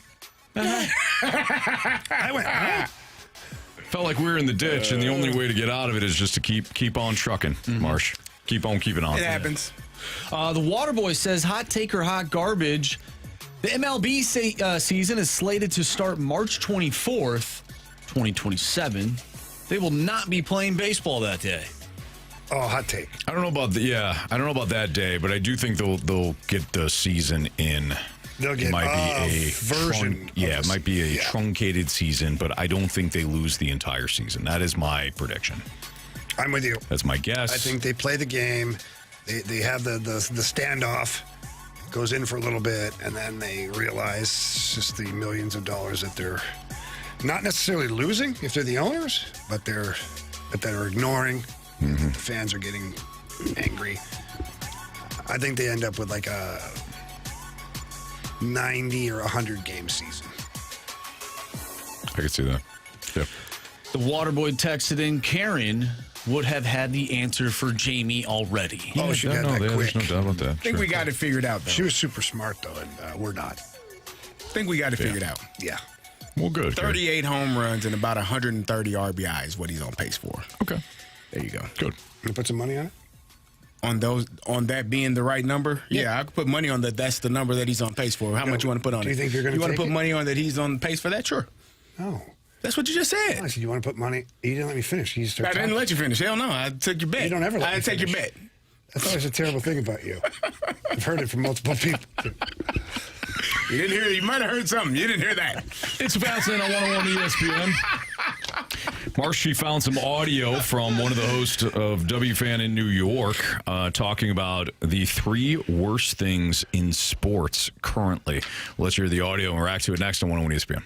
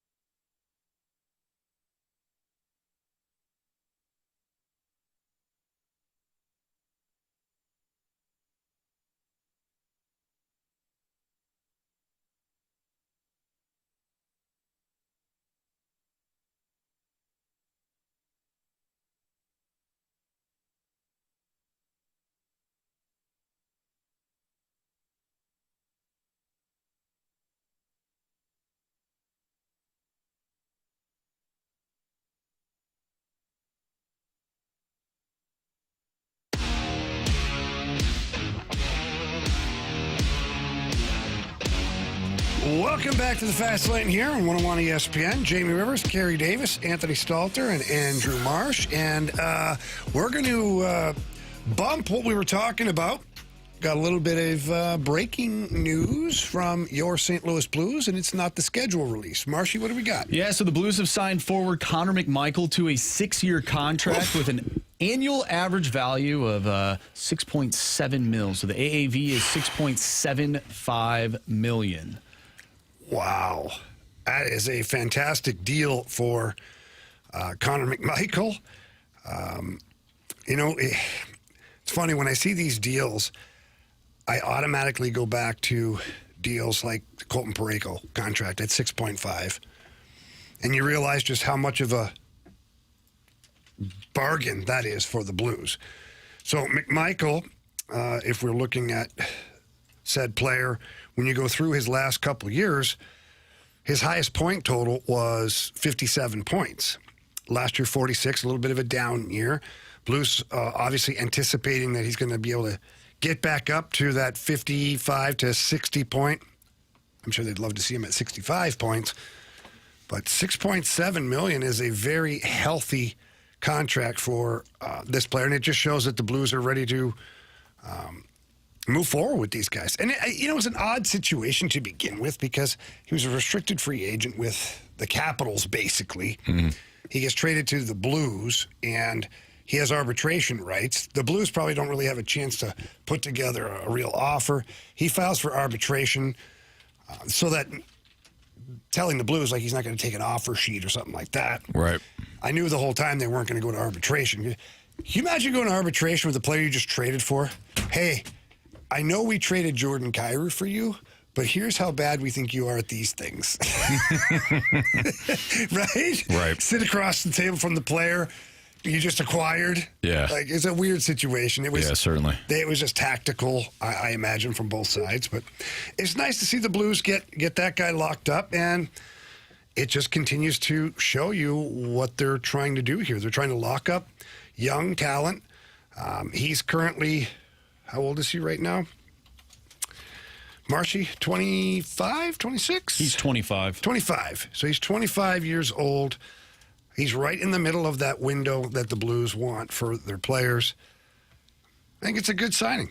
What do you guys think? I mean, certainly, you know way more than we do, obviously, with what sort of player he is, what sort of player that they're getting, and you also understand kind of how the contracts work in hockey. I'm learning. I'm learning that because right now this is a whole new world. The salary cap going up the way it is, player salaries are going up. 6.7 before was a top player on your team.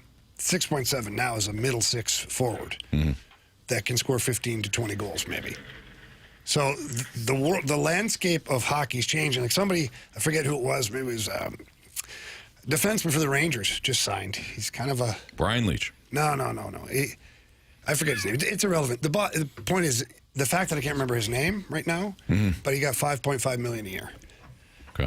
I'm like, where are we? Oh, wow.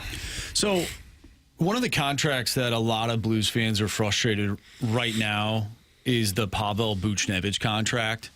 The amount of term that he has, the amount of money that he's making, and the production that he has had the last few years. Does that not become a huge deal anymore with this new era of hockey? It hurts in terms less. of, so it does a little bit. It hurts less. You feel a little bit better. You're not relying on this guy now because of the amount of money that he's making and whatnot. We can kind of put that to the side just for now. Yeah. When the top-tiered players are going to start, well, already Leo Carlson's making $18 million. He's a bit of an anomaly right now, but just wait till some of the other top players, their contracts come up for renegotiation. $8 million is going to be like half of what those guys make. The Blues still currently, they get eaten up now with some of this contract here, but they still have cap space. If this was 2 years ago, that Pavel Buchnevich contract cripples you. Mm-hmm. It cripples you because you can't be doing some of these things. You wouldn't be able to make the signings that you're wanting. So Dylan Holloway, the Broberg, like who knows what you're able to give those guys. But the fact that the salary cap continues to go up, it does make that contract less painful. What really makes it less painful is if the player actually plays to his potential. Yep. And I was watching thing on TV, well, on my computer, but it was TV of Artemi Panarin has put together a training camp over in Russia right now, and he selected, I think it was 22 guys to be a part of it. And it's like a real training camp, and Pavel Buchnevich was in there. So it's something that I don't think Buch has done in the past, is put in the amount of work necessary in the off season. And sometimes that's something you learn. I've talked openly about that's something I learned throughout my career. When you're young, you show up to training camp, you're always in great shape. It doesn't matter. It doesn't feel like it matters. Sure. About the work you put in, because you show up and you're still just as fast as everybody, or faster than everybody, moving around, no problem. Right. But as you start to get older, it's harder. You just can't keep that status without working at it. And I think Pavel Buchnevich the last couple of seasons put work in, but maybe not the amount of work that was necessary. So hopefully this is a step in the right direction. My next question is, are the Blues on some sort of time crunch to become cup contenders? I look at the contracts right now. Robert Thomas, a UFA in 2031. Booch, UFA 2031. Dylan Holloway, UFA 2031. Mason McTavish, UFA 2031. Connor McMichael, UFA 2031. And Philip Broberg, UFA in 2032. Is there sort of like a time crunch with some of those bigger names all becoming free agents around the same time? Well, yeah, obviously. I think the time frame for the Blues to be competitive is, in the next 2 to 3 years. Okay, so you're looking even shorter of a time frame. If these are the contracts that you have expiring, and you want to, if you get to a competitive status in year 3 and you're not successful, you have to add. If you're just a couple of pieces away, but you need some runway. If you're up against losing 5 guys off your roster, then the runway's gone. So for Alex Steen and the Blues, from this year to year 3, which would be the 2028, 2029 season, you've got to see a team that looks like it can compete at a higher level. And if you don't, then maybe you start trading off some of those pieces. Maybe you pivot and go in a different direction. And we don't know what Jiricek's going to be. We don't know what Carbonneau is going to be. We don't know what Otto Stenberg is going to be, or Dalibor Dvorsky. We don't know what. So those guys might be so good that it speeds it up a little bit, or maybe they're not what you think, and then you're looking at moving some of these players. It's tough. It's tough to tell. We do need a new Gauntlet contestant, preferably one that has never played before. If you've never played, but you want to, it's your chance. 314-399-9646 is the Air Comfort Service text line. Feel free to text in the word Gauntlet and how you've never played before, and you'll have an opportunity to face one of us next in the Fast Lane on 101 ESPN.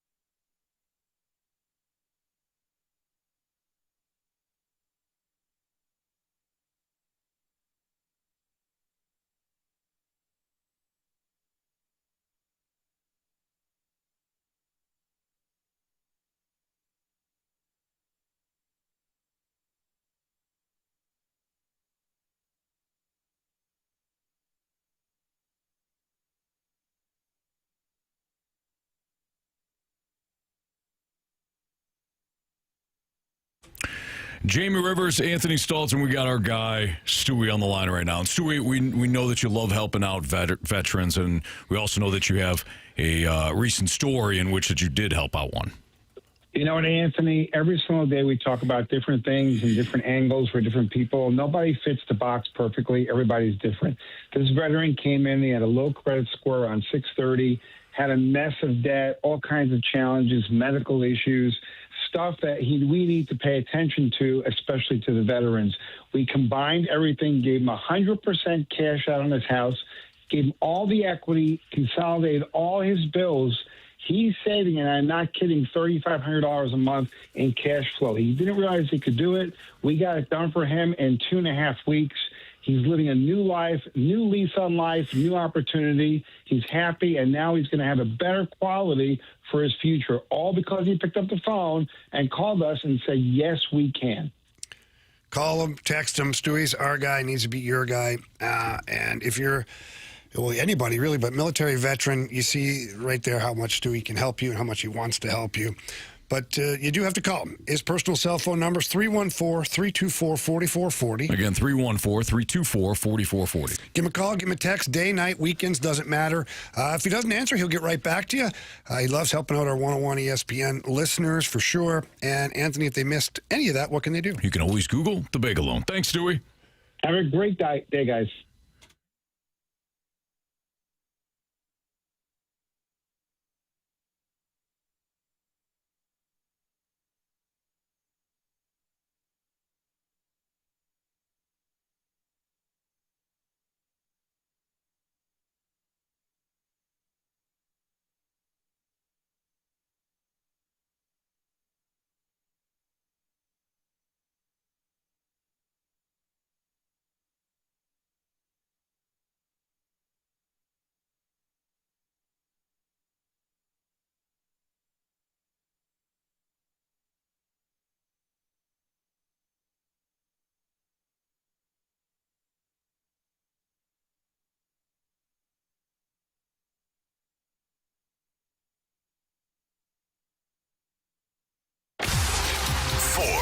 Warriors, 4 categories, 1 challenger.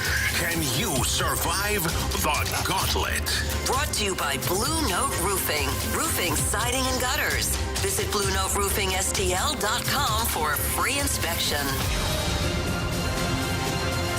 401, your time check is brought to you by Clarkson Jewelers, an officially licensed Rolex jeweler with Andrew Marsh, Carey Davis, and Jamie Rivers. I'm Anthony Stalter. We welcome in Lance to play the Gauntlet today. What's up, Lance? Lance, you there?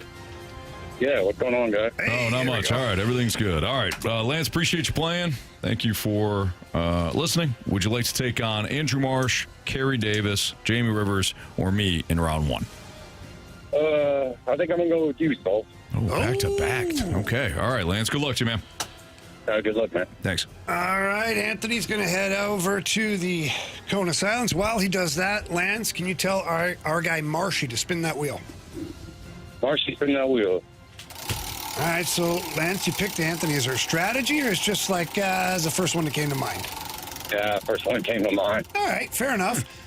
Now that you have Anthony picked, and the wheel has stopped, what category would you prefer?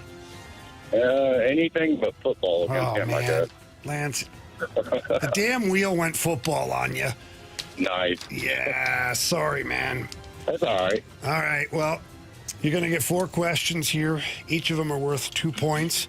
Unless you use the options, then they're worth 1 point. Of course, wrong answers are 0 points. If we're tied, we do have a tiebreaker question, and we will get a winner here today. Lance, are you ready?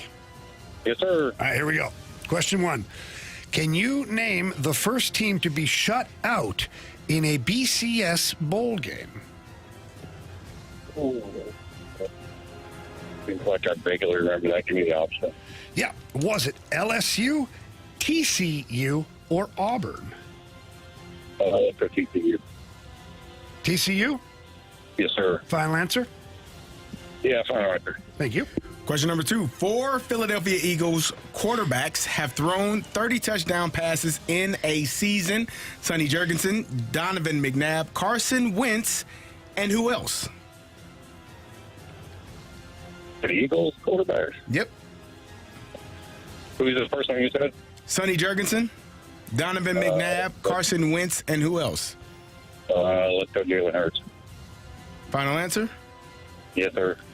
Question number 3. The late Hall of Fame linebacker Derek Thomas donned this jersey number during his 11-year career? I'm wanting to say it was 54. I guess shoot or shoot. Let's go with that final answer. All righty. All right, Lance, last question, bud. Happy birthday to 49ers great Roger Craig. He led the NFL with 2,036 yards from scrimmage in 1988 when San Francisco won the Super Bowl over what team? Cincinnati Bengals. Final answer. All right. Let's get our guy Anthony back in here. How are you feeling, buddy? Not great. No? We'll see. Anthony's making his way back in here now, plugging in his ears. Anthony, how's it coming silence today, bud? Very silent. Yeah, it's been like that. Our guy Ryder's been out all week. Going to be back in tomorrow, though, he said. Well, good. Yeah. You Just a don't know man that, in do his you? thoughts. Well, we Yeah, miss that guy. that's okay. It's all right. Miss that guy. All right, your category today is football. I like football. Pack a lunch. All right. Back in lunch. I did. He did. That's smaller a lunch. serious. What? Is that a lunch smaller bag or a lunch. wine bag? Yeah, it's a little big, but my buddy Tim, who works at Side Project, gave it to me, and I'm like, you know what? I'm going to use this thing. It's pretty sweet. I like that. Yeah, he designed the logo. Yeah. It would have been great if Shout out you to Tim. brought in one for everybody. But anyways. Well, I listen, Jamie, I what got kind one. of friend is Tim? It's a great friend. Not great enough. Bring in something for all of us. I don't know if he was thinking about you, but I think that's the point you're trying to make. Tim, if you're listening, now you know. All right. You ready to go, buddy? Yeah, I'm ready to All rock. right, question 1. Can you name the first team to be shut out in a BCS bowl game? Oh, jeez. No. No, I'll have to get the options on All this. right. Was it LSU, TCU, or Auburn? A BCS bowl game. Correct. All right. Well, TCU seems obvious because they got hammered, but they did score against Georgia. Now, this is all bowl games, BCS bowl games, or is this like championship games? It just says BCS in bowl a games. BCS bowl game. Okay. That's the most I'm allowed by BCS law bowl to games. give you. Okay. I'm assuming then it's title games. And if I assume that, then it's LSU. Has to be. Because Auburn won with Cam. And LSU seems like the weird outlier there because why would they ever be shut out? I could be way off on this, but on process elimination here, I'm going to go LSU. Final answer. Question number 2. 4 Philadelphia Eagle quarterbacks have thrown for 30 touchdown passes in a season. Sonny Jurgensen, Donovan McNabb, Carson Wentz, and who else? 30 touchdowns in a season. 30 touchdown passes in a season. It's got to be Jalen Hurts, right? Unless you're setting me up, CD. You said Sonny Jurgensen, Donovan McNabb, Carson Wentz, and then there's another. And who else? And who else? Unless it's Nick Foles. Because when Nick Foles played for Chip Kelly, I think he had like 36 touchdowns and 2 interceptions or something. I think you want me to say Jalen Hurts. I'm gonna say Nick Foles.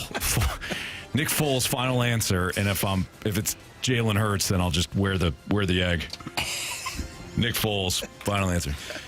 Question number 3, the late Hall of Fame linebacker Derek Thomas donned this jersey number during his 11-year career. 58, final answer. Are you sure? Yes. Happy birthday, we think, Thank at you. least, to 49ers great Roger Craig, because you never know when these questions are drawn up. Yeah, true. He led the NFL with 2,036 yards from scrimmage in 1988 when San Francisco won the Super Bowl over which team? Bengals, final answer. Okay. They played them, I believe, in 82 and 88, or 83 and 88, one of those. 81 and 80. Bengals, final answer. Okay.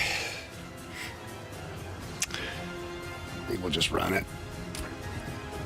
Nah, maybe not. Can you name the first team to be shut out in a BCS bowl game? With the options, Lance took TCU. With the options, Anthony took LSU. Answer is LSU. LSU. 1-0. Anthony. What was the game? Does it remember? 2012, 21-0 loss to Alabama. Okay, so it had to be a BCS national championship there, right? No? Anyways, continue, It's a bowl Jamie. game, Anthony. I'm interested. I'm hell do you want curious. from me? I think Bradford's still here. You can ask Okay, him. then I'll ask Bradford. Oh, You sorry. I'm You sorry got for the asking the answer right, question. and then it's not good enough for you. My bad. Just keep digging. Really? My gosh. Question 3. It was the national championship. Thank you. Marshy knows. Marsh, is that hard? That hard? You yell at me? The late Hall of Famer linebacker Derek Thomas donned this jersey number during his 11-year career. Lance said, shooters got to shoot. I think it's 54. Anthony said 58, and I'm damn sure of it, too, is what he said. That's what he said. Answer is? It is 58. It's 58. DT was a man. So Anthony up 3-0 right now. Question 4. Happy birthday to 49ers great Roger Craig. He led the NFL at 2,036 yards from scrimmage in 1988 when San Francisco won the Super Bowl. Over. Lance, without the option, said the Bengals. Anthony, without the option, said the Bengals. Answer is The Cincinnati Bengals. Yeah. Last question here. 4 Philadelphia Eagle quarterbacks have thrown 30 touchdown passes in a season. Sonny Jurgensen, Donovan McNabb, Carson Wentz, and who else? Without the options, Lance said Jalen Hurts. Seems like the obvious choice. Anthony said, yeah, too obvious. Give me that Nick Foles. Answer is Pretty sure. Yeah, it's Randall Cunningham. Randall Cunningham. Lance. You have chosen poorly. Forgot about Randall Cunningham. If you'd have taken the options, I think you guys maybe would have rethought it. The options were Jalen Hurts, Ron Jaworski, hell of a quarterback too, but Randall Cunningham. I think everybody forgets how good Randall Cunningham was. Oh, no, I mean, he was incredible. He was Spectacular. awesome. But I thought that Nick Foles, I wonder what his touchdown... It might have been spread over 2 seasons. The 1 year. The 1 year. Remember he played for Chip Kelly? Anyways. All right, well, Lance, Anthony got you 5-2 today. You said you didn't really want football. The wheel gave you football, and you were right, Lance. Yeah, I appreciate the opportunity, guys, and to be able to talk to the best sports talk show in the nation. Oh, thanks, man. Yeah, Appreciate it, let's Lance. go. Thanks, man. Lance, Thank have you ever been anybody's agent before? No.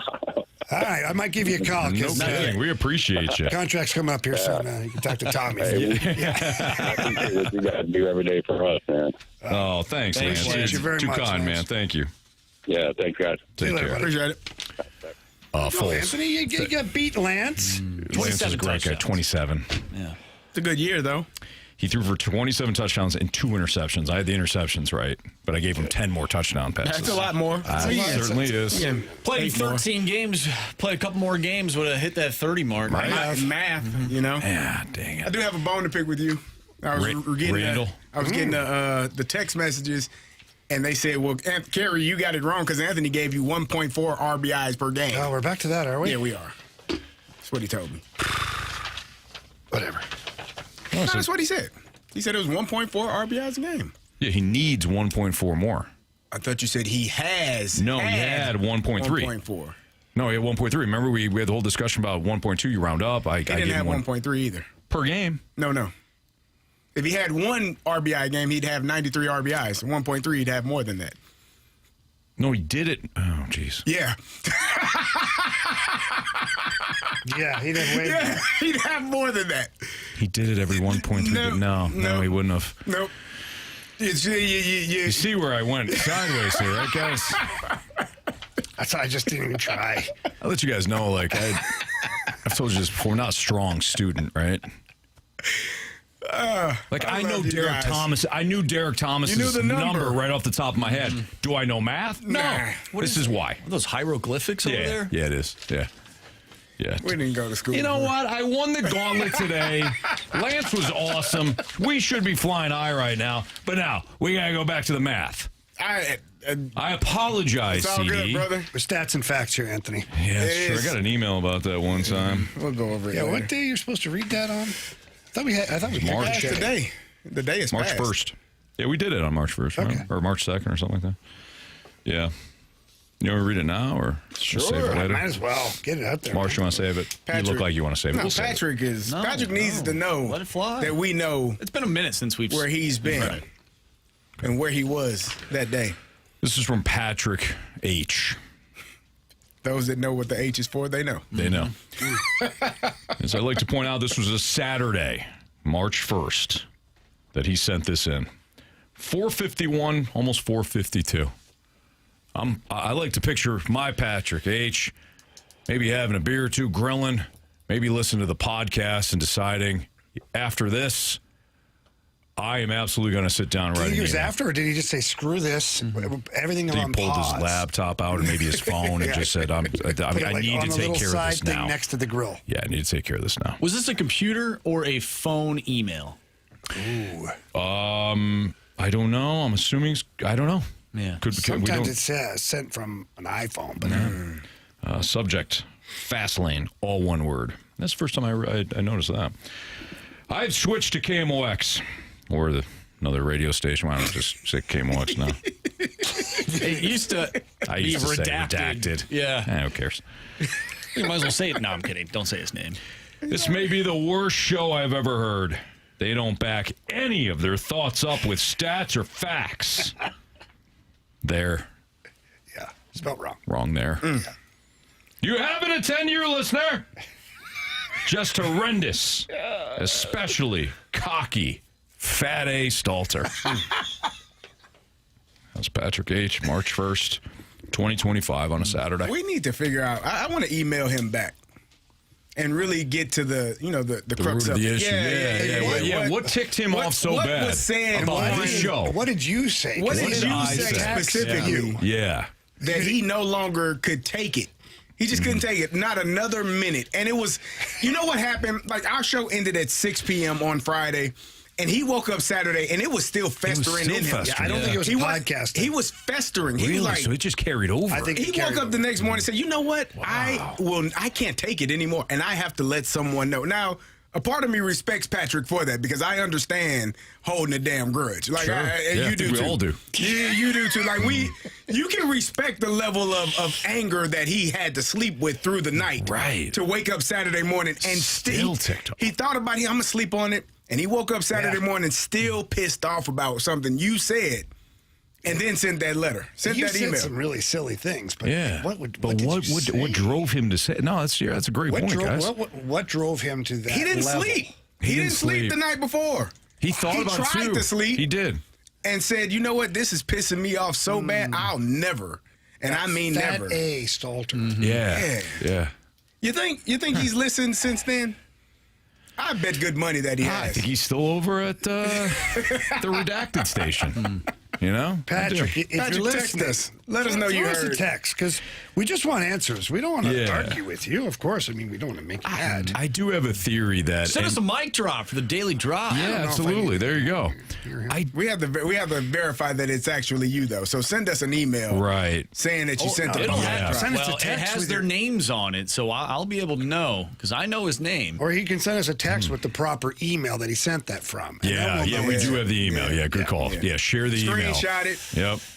I have a theory, guys, and it applies to you guys as well. If like a listener really doesn't like us, to me, my theory is that it stems from an opinion that we had once that they disagreed with.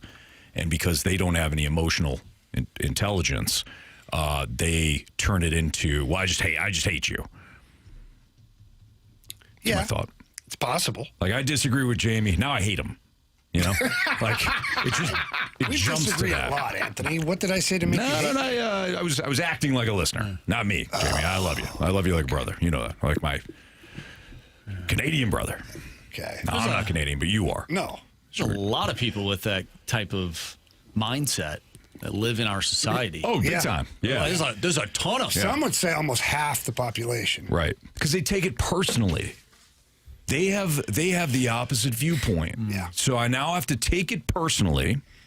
Like, Bill Burr says it goes like through their one ear, bounces around their childhood, and then comes back out, and it's now I'm upset. Yeah. And I don't like you. And then sometimes what I've also learned, just doing this show, we've all have learned this. Like, you could say something, and someone could hear something completely different. It's almost like being in a relationship, some would say. It's weird that way. Yeah, there's a lot. Relationships are complicated, CD. I do agree with that. Sometimes you say things, you know what you said. The only difference here, the best part about here is we actually have the audio that can be replayed. Like, and sometimes we're wrong. We thought we said something. We Kids didn't. call that receipts. Those are receipts. Yeah. Sometimes you think you said a word and you didn't say that word. Yeah, it happens. Yeah, man. Sometimes you call Happens a somebody lot. by the wrong name and don't even know you did it. Yeah. Oh, we did get a text. It says it's, hey, Right, Jamie? He called you Jamie. That's did. still mind-blowing. How the hell does he call you his name? I can see if he called you Carey. He said, Jamie, you know what? Yeah. What the hell is wrong with him? All right. Marsh text. we got a text. Yeah, it says, hey, it's me. Diamondback, doesn't say Diamondback though, it says the other one. Hey, it's me, Diamondback at compuverse.net. Or CompuServe, my bad, CompuServe.net. No, that's not I wanted to say I was sorry, and this is the best show on the airwaves. Stay gold, boys. Go Birds. Ah, thank you. Nice.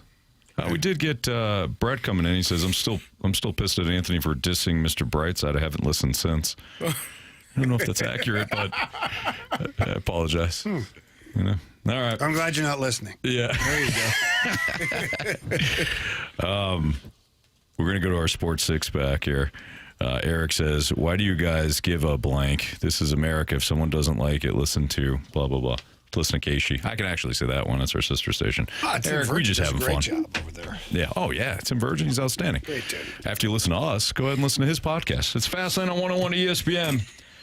Sports Part 1 is coming up. 314-399-9646, the Air Comfort Service text line.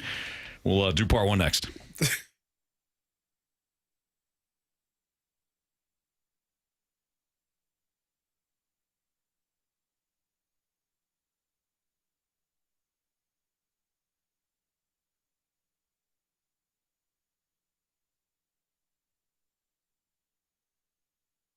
Cheap, fun. Let's get dirty with my friends over at Dirt Cheap. Can't say enough about these guys. They do such an amazing job of providing unbelievable items to purchase, some of the best stuff out there at great prices. And they're always looking for ways to continue to save you money. Anytime you're looking for a great bourbon, you can pick it up over at Dirt Cheap. You have a party and you're looking for different kinds of spirits, good stuff, Dirt Cheap's got you covered. And they've always got all the great selections for beer, all those new seltzers. They've got the little airplane bottles for, maybe you want to do some fun things. They have a couple of shots. Got the Pink Whitney bucket. Bought one of those, Anthony, and the Fireball bucket, too. They're a big hit. Where's mine? You had drank half of it, so you should know. But anyways, you can always download the Dirt Cheap app as well. That one's a super friendly app to use, and it lets you know when there's in-store specials, events, all sorts of things. And the best part about it is every dollar that you spend at Dirt Cheap, you get points that you can use in the store. Again, saving you more money. They are the best in the business. I absolutely love what Dirt Cheap does over there. For more information about all of that and any other things that are going on over at Dirt Cheap, or if there's a location close to you, check out dirtcheapfunfun.com. Again, that's dirtcheapfunfun.com. Remember to have fun, but please be careful out there.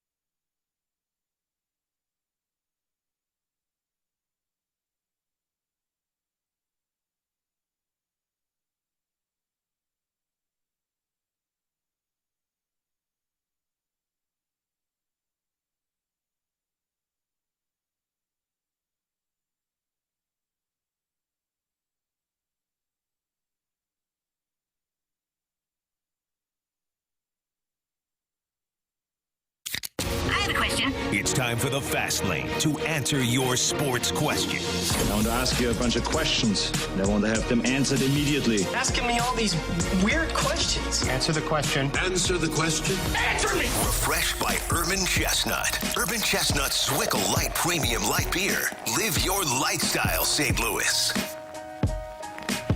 Marsh, we've never done this before, but I'm going to call a live audible. Yeah. We're calling a live audible. Well, you got to say the right words, though. Omaha. Okay. We're gonna go to Bet the Board. So if you could find me a Bet the Board open. There it is. We went to the email.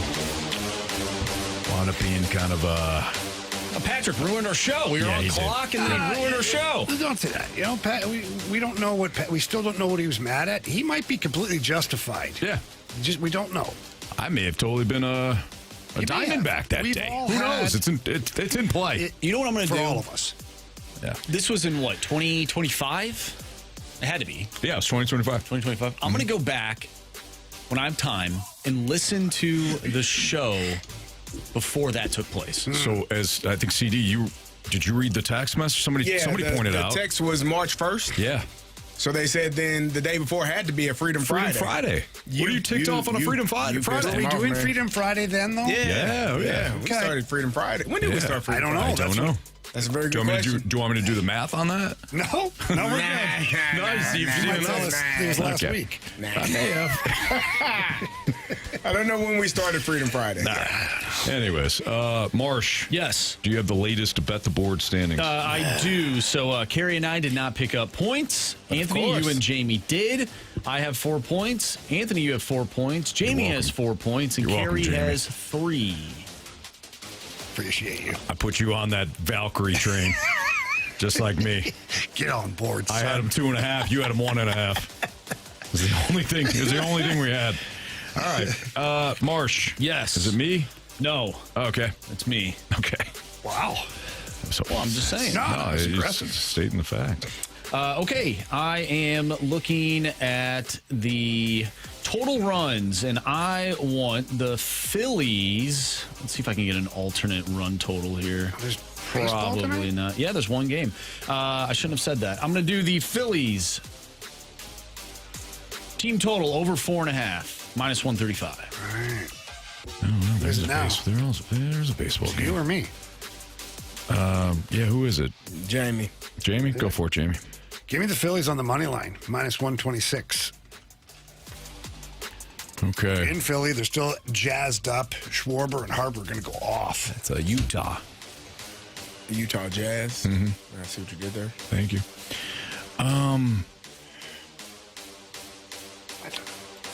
Boy, I don't know. Why don't we go with? It's a WNBA game, man. I saw that. I did not the one The I over wanted. looks a Though. little high for me. Just saying. Yeah, that I was makes looking sense. at that one. You know what? Why don't we go with the under 9.5 Mets and Phillies? Oh, man. These guys ain't ready to come back and hit. I don't know. Give me Juan Soto. 2.5 hits, runs, Oh, RBI. that's a bad number. Wow. I can't get 1.5. That's a bad, not 2.5. I mean, when 1.5 is for you get Yeah, a chance. 2.5. 2.5. That's one home run. Holy smokes! All Solo right. shot. Now we'll do the Sports Six Pack after this Omaha Part 1 coming up next on 101 at ESPN.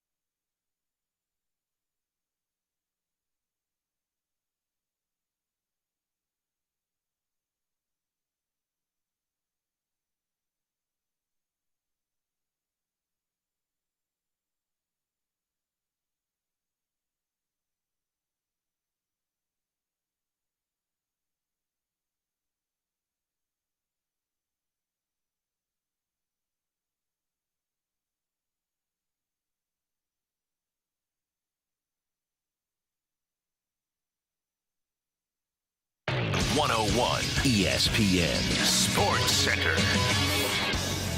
I'm Andrew Marsh. It's time for a Sports Center update brought to you by Saliga Heating and Cooling. We did pull an audible. We just played Bet the Board. Now we want your questions for the Sports Six-Pack.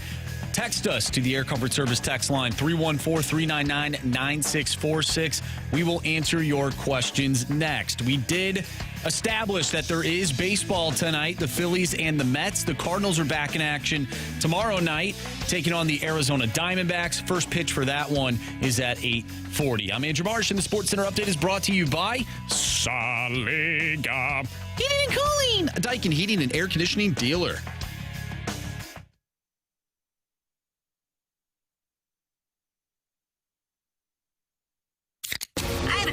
It's time for the Fast Lane to answer your sports questions. I want to ask you a bunch of questions, and I want to have them answered immediately. Asking me all these weird questions. Answer the question. Answer the question. Answer me! Refreshed by Urban Chestnut. Urban Chestnut Swickle Light Premium Light Beer. Live your lifestyle, St. Louis. All right, let's hear part one of the sports six-pack here on 101 ESPN. This is where you can send your questions into the Air Comfort Service text line, 314-399-9646. Marsh, go. Question number one. From the 618, the Blues just gave Connor McMichael a nice payday. What is the ceiling for him as a player? Does his defense or lack thereof give you any pause about this deal? No. It doesn't give me any pause about the deal. Still developing. He's still developing. What is his ceiling? I don't know. Hall of Famer. No, he's not a Hall of Famer. All-Star. No, probably won't be an All-Star either. Solid role player. Like, are we looking for, like, what we think he can get for points in a season and things like that? I think his ceiling is 60 points. 25 goals, 60 points. That's his ceiling as a player. Yeah, he scored 26 in 2024, 2025. I think that was high. 57 points. So, yeah, 25 goals a year. If I guess we're thinking ceiling, I don't know, 30 goals a year, 60 points. There we go. There it is. Question two, please. Question number two. From the 636, I feel like this year the viewer ratings have been a lot higher for Major League Baseball than previous years, especially with the help from the Tarps Off crew.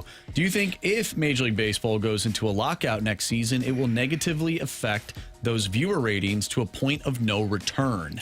I don't know about a point of no return, but you'd be naive to think that the TV ratings wouldn't take a massive hit if there's a work stoppage. Look what happened in '94. I mean, it took the steroid era, Sammy Sosa and McGuire, to do what they were doing in '98 for baseball to be interesting again for the public. So, yeah, of course, I think it would. I think eventually people would come back, but it may take a while. Baseball's done a pretty good job of building up some momentum.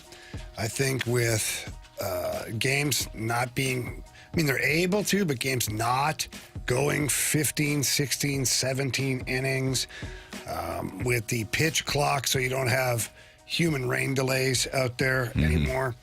They've done a good job of keeping action available to the viewer. They would lose a lot of momentum. It would definitely hurt them initially. Think of COVID and how people found different ways to entertain themselves without sports.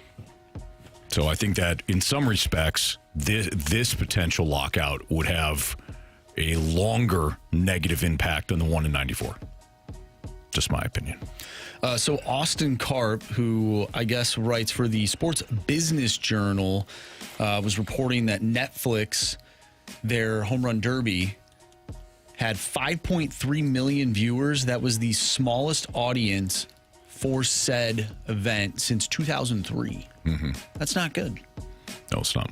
It's a streaming platform. It's not. Yeah, some people you're going to lose. You're going to lose people that don't have the service, obviously. And I don't think the Home Run Derby is enough for people to subscribe to Netflix if they weren't intending to. Well, for me, it just goes to show how good baseball can be But then, and we've talked about it, how they sort of get in their own way. I mean, there's a lot of people that had no idea that it was even on Netflix. Sure. It's a problem. It is a problem. Question 3, please. Question number 3. I mean, this is a great question from the Water Boy. Who is starting in goal for the first Blues game this season? It's got to be Joel Hofer. I mean, it doesn't have to be, but I feel like it's going to be Hofer. Training camp goes. We'll see how preseason goes. I mean, I know that Benner has been working his tail off this offseason. If it goes the way it's supposed to go, based on what they were doing at the end of last year, I think you're right with Joel Hofer.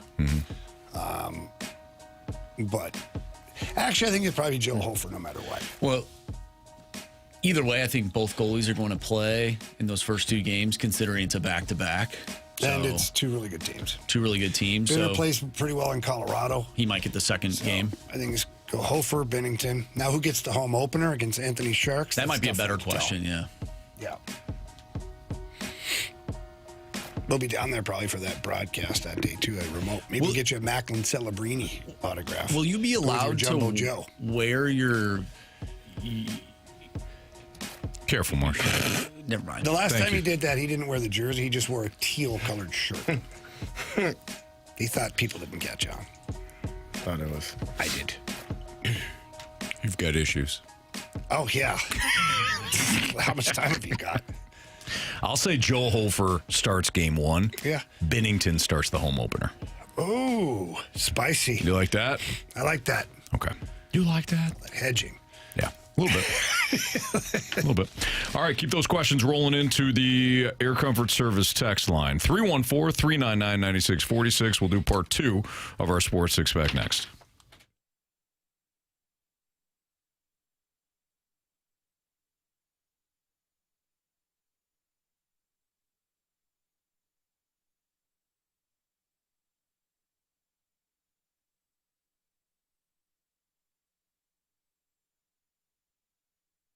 I love shopping at Auto Centers Nissan for plenty of reasons. When it comes to the vehicle selection, that might be number 1. I hate when I've done the car buying process before, when I've walked onto a dealership after searching online for a certain make, certain model, and the exact car that I found online, and it wasn't at the dealership. They had it at a different lot, or they had something quote unquote similar. But that was the vehicle that I was really interested in online, and they didn't have it at the dealership. Well, it's been a while since I've had any issues with that, because at Auto Centers Nissan out in Herculaneum, they have over 1,000 new and used vehicles in one location, and I love shopping there. We purchased our pre-owned Pathfinder there. I'm currently driving a brand new Pathfinder. Love that. But if you're not in the SUVs, maybe you're looking at a Murano, or maybe you're looking at a truck. They got Frontiers. They got obviously Rogues is kind of the crossover. But if you are looking for new, 2026 Rogue, Pathfinder, Murano, and Frontier models are available with 0% APR for up to 60 months. Plus, every new Nissan comes with a 30-day return promise. So within 30 days, if you're not completely satisfied with the vehicle, bring it back. Auto Centers Nissan, they'll refund your money and set you up with something else. Buyers can also take advantage of no money down and no payments for up to 6 months on select new and used vehicles. And before you head in, go to AutoCentersNissan.com, pick the vehicle that you want, look for the green Claim My Buyer's Bonus button, and you could unlock an additional $1,000 off the sales price exclusively online. Again, check them out in Herculaneum. It's Auto Centers Nissan, Herculaneum.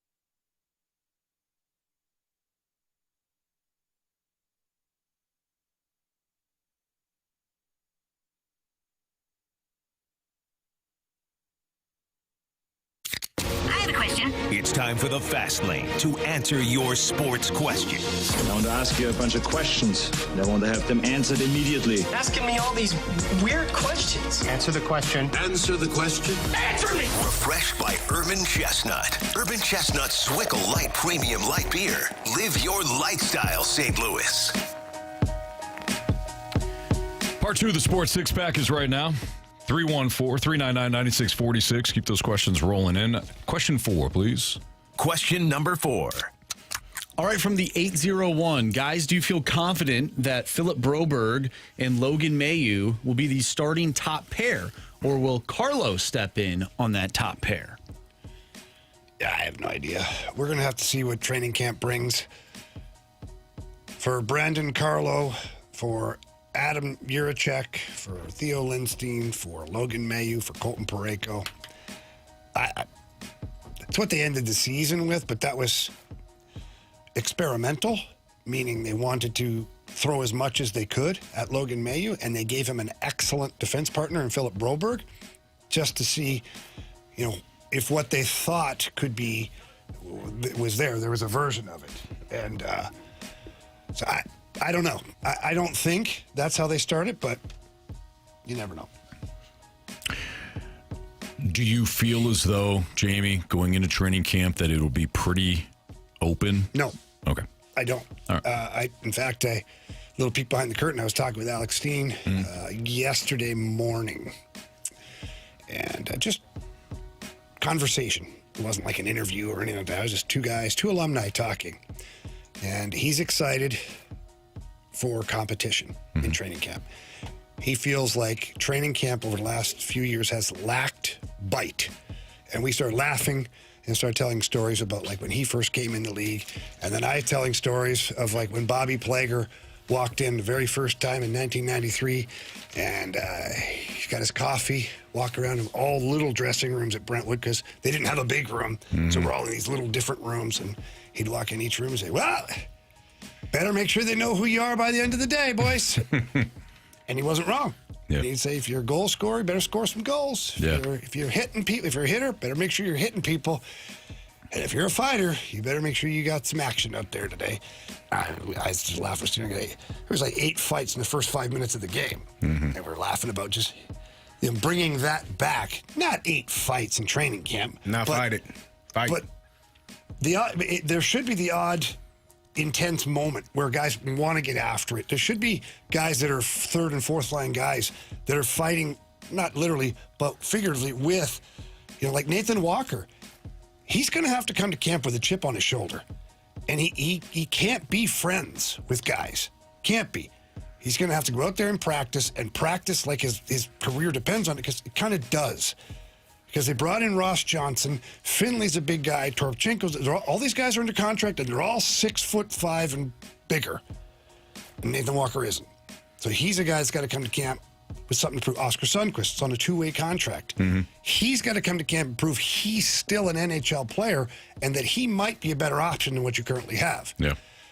So, yes, the competition of training camp is going to be there. And on defense, there's guys, not that guys don't make the team, but that where they slot in to start the season might very well be determined by their compete in practice, in training camp, and what they bring to the table in preseason.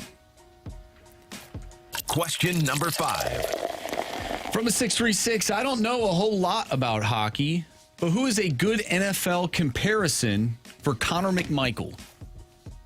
The hell do I have no idea? I don't know. You guys jump in. Middle of the pack player. Pick one. A good accent piece on the team. Okay. Yeah. Let's see here. He is. I don't know now. Oh man. Do you want to? Should we go offense or defense? You got to be offense. Go offense. For sure. Okay. Give me like a wide receiver 2 or a backup tight ender. I will give you. Let's say it is. Oh no, can't give you that. That'd be rough. That's harsh. No.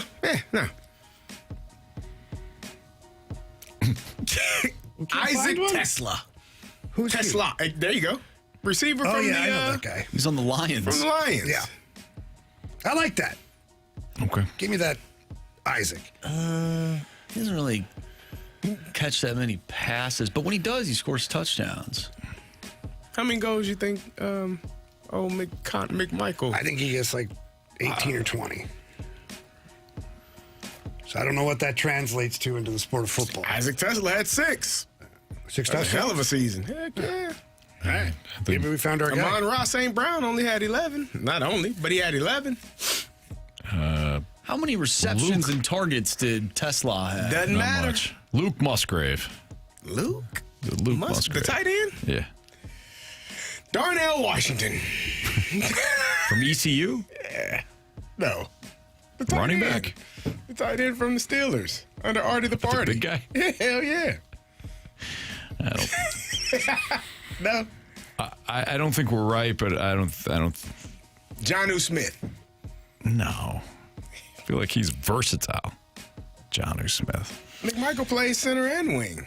That's the epitome of versatility, is it not? Sure. The 314 brings up Iosivas from Cincinnati. Bengals. Okay. Hey, I would take Tesla over Iosivas. I You ain't throwing the ball to him. I think I would take Andre. Iguodala. No, no.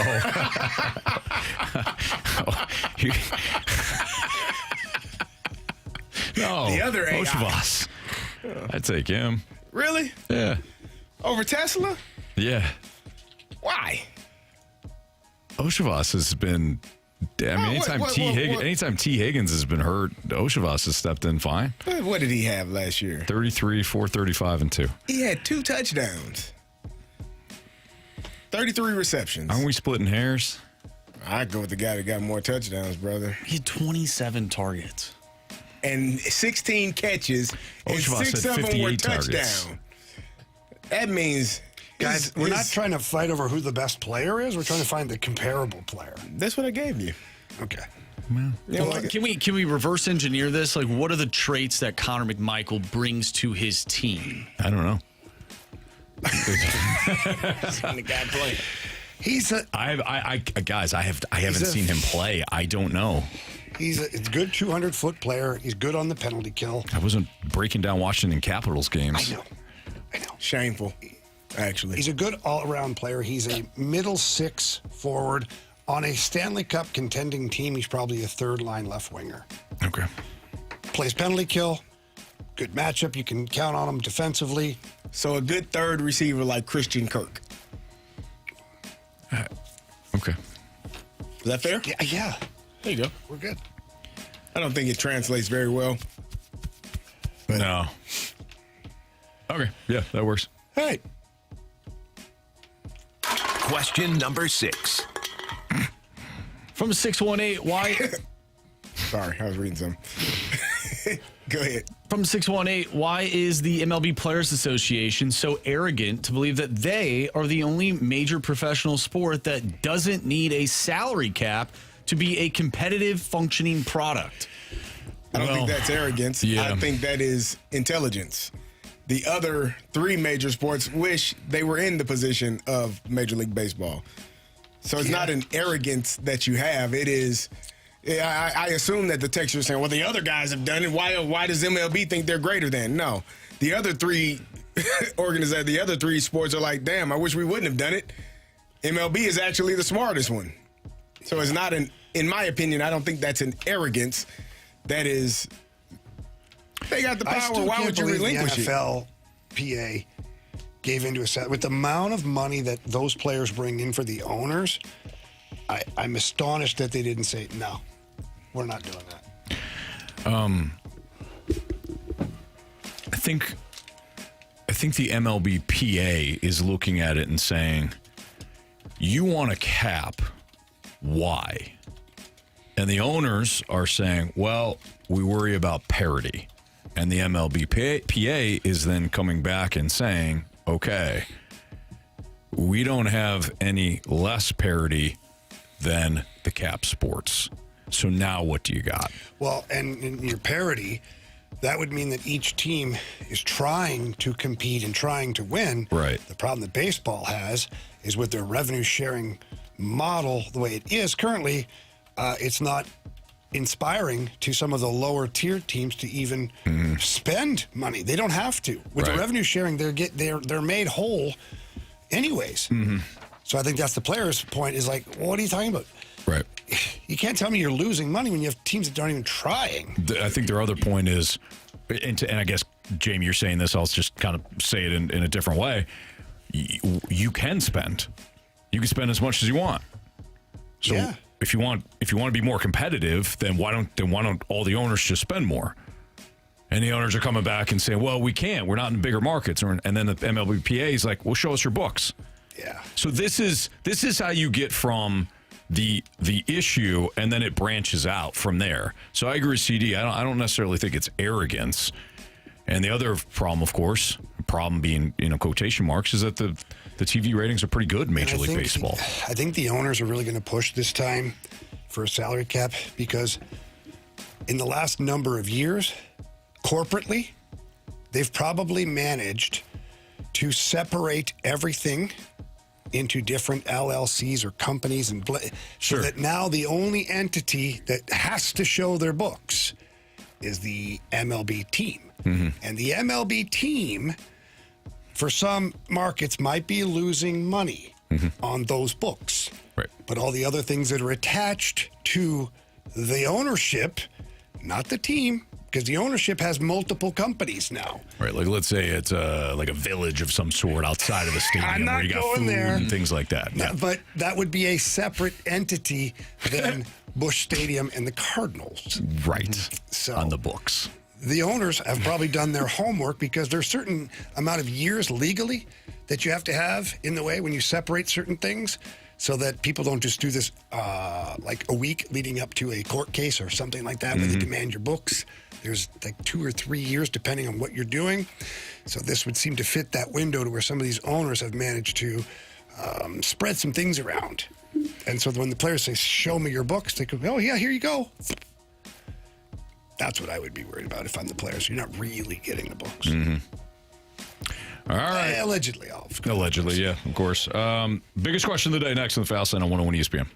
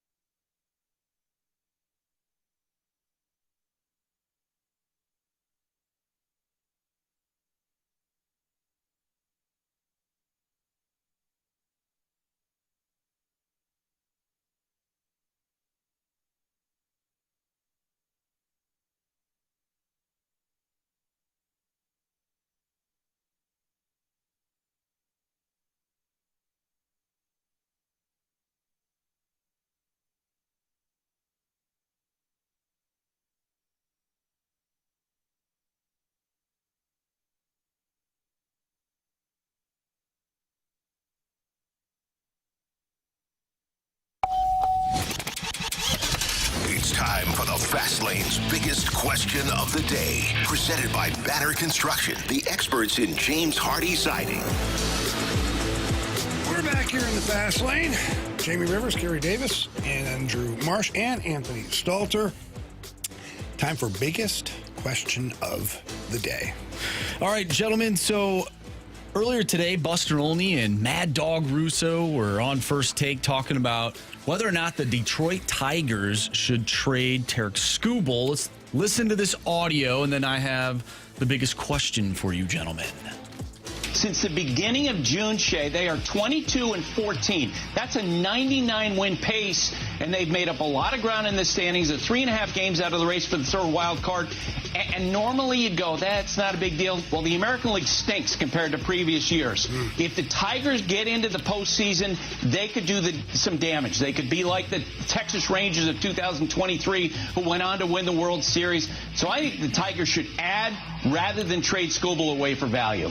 Yeah, I disagree with you there, Buster. And you and I are usually on the same page on this. Tigers are 6 or 7 games under 500. I don't take it. I know the American League is terrible. I can't take it seriously when you're 6 or 7 games under 500. Plus, they lost their last 2 games to Philadelphia. They are not going to sit there and win the World Series. They can't let them walk.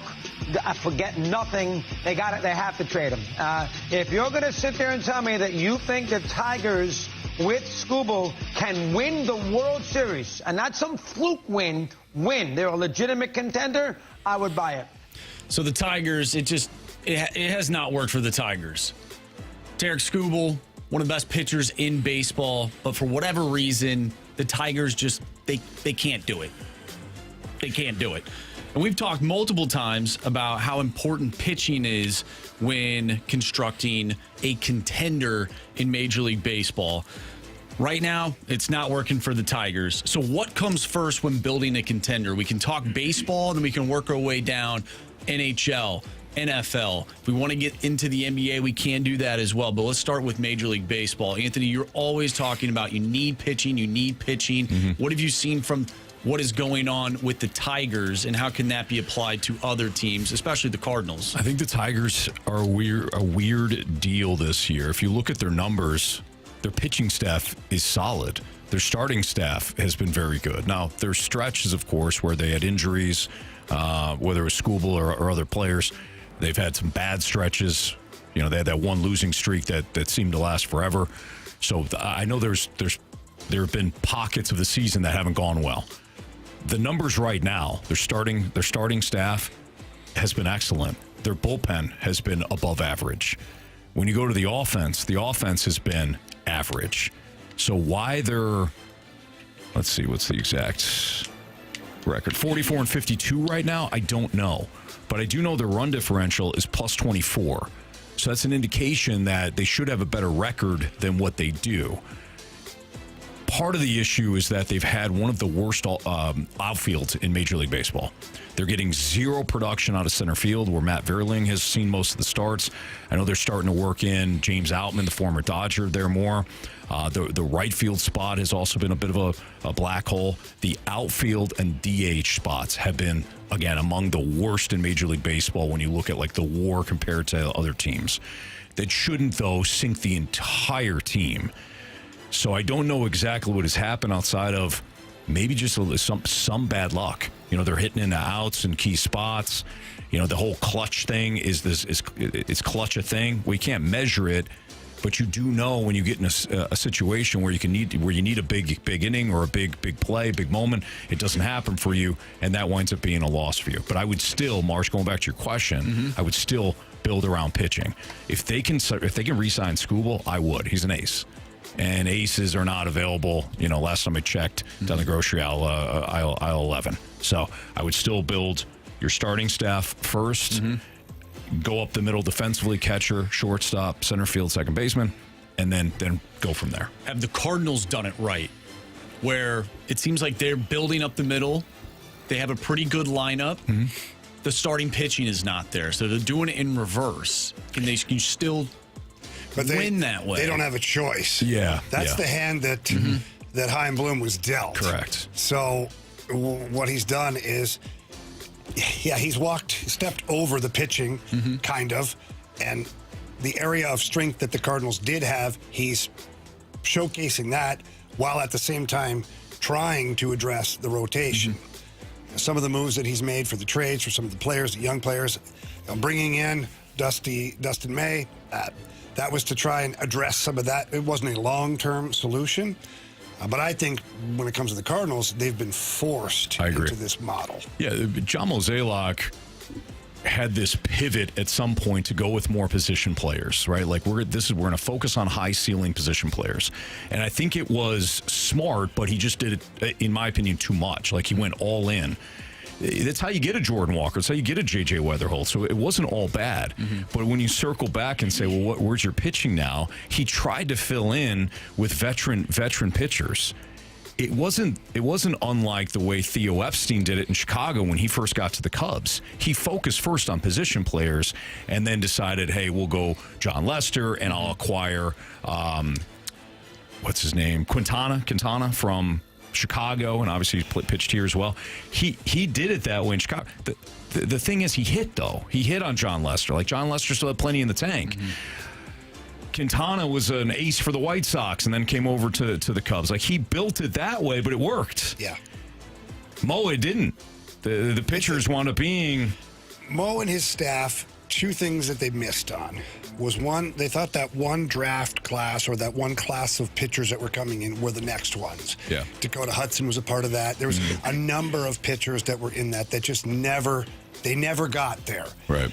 And so they missed in that area, and then they tried to backfill like Theo did with veteran guys that could carry them or kick the can down the road to the next group of pitchers. Yeah, because you had to do something. You had to do something. You had to fill that up. Right. He picked the wrong guys. Yep. And that's why the Cardinals were where they were before, and now Chaim Bloom is starting to overdo it the other way again. I think the other, like Mo was trying to, and look, sometimes the decisions you make just don't work, but he was also trying to say, look, we have a stadium that is balanced, but it also favors pitching. If we can build in defense and pitch to contact guys, we're going to be okay. He miscalculated that because they weren't. Well, and he miscalculated the pitch to hard contact. Exactly. Like these guys, Miles Michaelis. It's not like Miles Michaelis was awful for every single year. He had some really good seasons, especially early on. Allowed him to get the contract. He went for those types. They were more. They were what? They were more inexpensive. You're not paying for the strikeouts. And look, we got all these young position players coming up. It was just some miscalculations along the way, and you wound up with a pretty average team. And you also had the shift, which allowed you to have 3 or 4 guys on one side of the infield, which helped. You can do the analytics and kind of break down where a batter is going to swing and where he's going to hit the ball to. Those things aided in having those types of pitchers that were pitch to contact types of pitchers, and then things shifted. Yeah. Like the game changed, and I think the Cardinals were just a tick behind the game changing and making those adjustments. Or, maybe they zagged while everybody was zigging. Either way, it didn't work. Yeah. All right, let's move on to football. When you're building a contender, are you building the O-line first, or are you finding that franchise quarterback? If that franchise quarterback is there, you're grabbing the franchise quarterback. And if you miss on the franchise quarterback, it's going to set you. It is likely going to set you back. Now, there are some examples where it didn't. The Eagles, for example. But typically, if the franchise QB is there for the taking, whether you go up in the draft like the Rams did with Jared Goff, or you sit and pick like a handful of the top 10 teams, like the Bills with Josh Allen, or the Bengals with Joe Burrow, or Patrick Mahomes with the Chiefs. Either way, if you don't have that franchise QB, you put yourself well behind the 8 ball. I think with a quarterback, with football, like it has to be that transformational guy, like that elite tier, top tier quarterback. If he's not, if you miss on it, then you're in bad shape. Yeah. Either way, if you don't draft him, or if you draft the wrong one, you're in trouble. Right. Chicago Bears are a perfect example of that. They went with Mitchell Trubisky. I don't know the last time Mitchell Trubisky started. Patrick Mahomes is arguably the greatest quarterback of this era. Yeah. So if you miss or draft the wrong guy, that's not going to go great for you in the long run. It's not. So some people in the snake pit are saying O-line, and they're like, come on, O-line, no doubt. I think we're misconstruing the importance of the O-line versus what's going to be available. You can't just say, I'm going to build the O-line first. I know that's important. It is. I'm going to build the O-line first, then I'll get my quarterback. Well, what if E.J. Manuel was the top quarterback in that year's draft class and you're ready for a QB? What if old Kenny Smallhands Pickett? You don't draft a quarterback then. You don't draft a quarterback that year.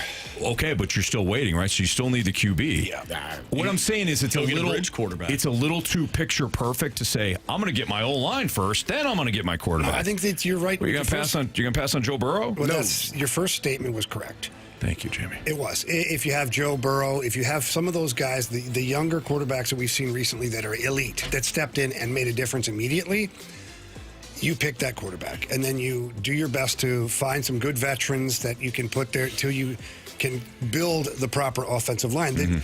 The kicker of going the other way, if you pass up on a franchise quarterback and you say, I got to build the O-line, well, you might get that O-line built. Great. It's an awesome offensive line, but now you can't find that franchise quarterback, or you're not in a position to take a guy, or the guy that's up when you're ready is not the right guy.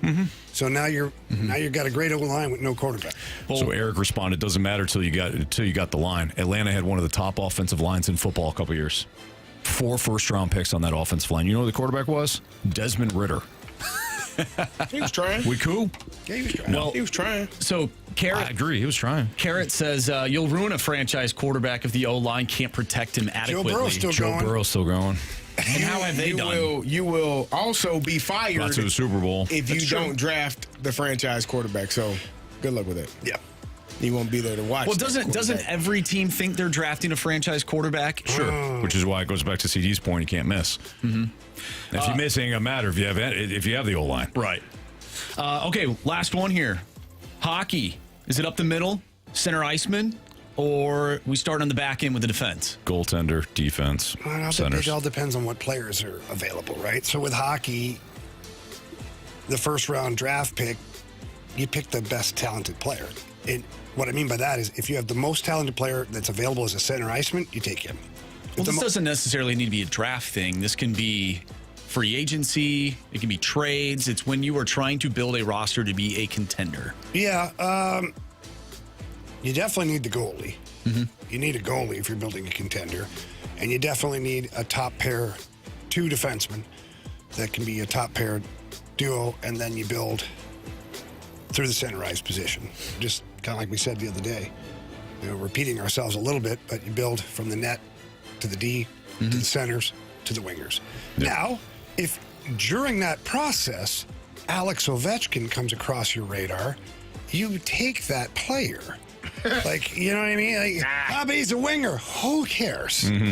You take that player. Nikita Kucherov comes across your radar. But he's a winger. We'll figure it out. Taking Nikita Kucherov, and we'll find a centerman down the road. Like, you still, in some capacity, you still have to take the best players that are available. I agree. Yeah, you can't just, I mean, again, in a perfect world, you can say, I'm going to build this way, but it just, All right. It's a Fast Line on 101 ESPN. We do need mic drops for our daily drop segment. So if you've got any mic drops or, statements that you want to make, questions you want to make, we got our daily drop coming up in a little bit. Which NFL players are poised to have a breakout season? We'll talk about that next on 101 ESPN.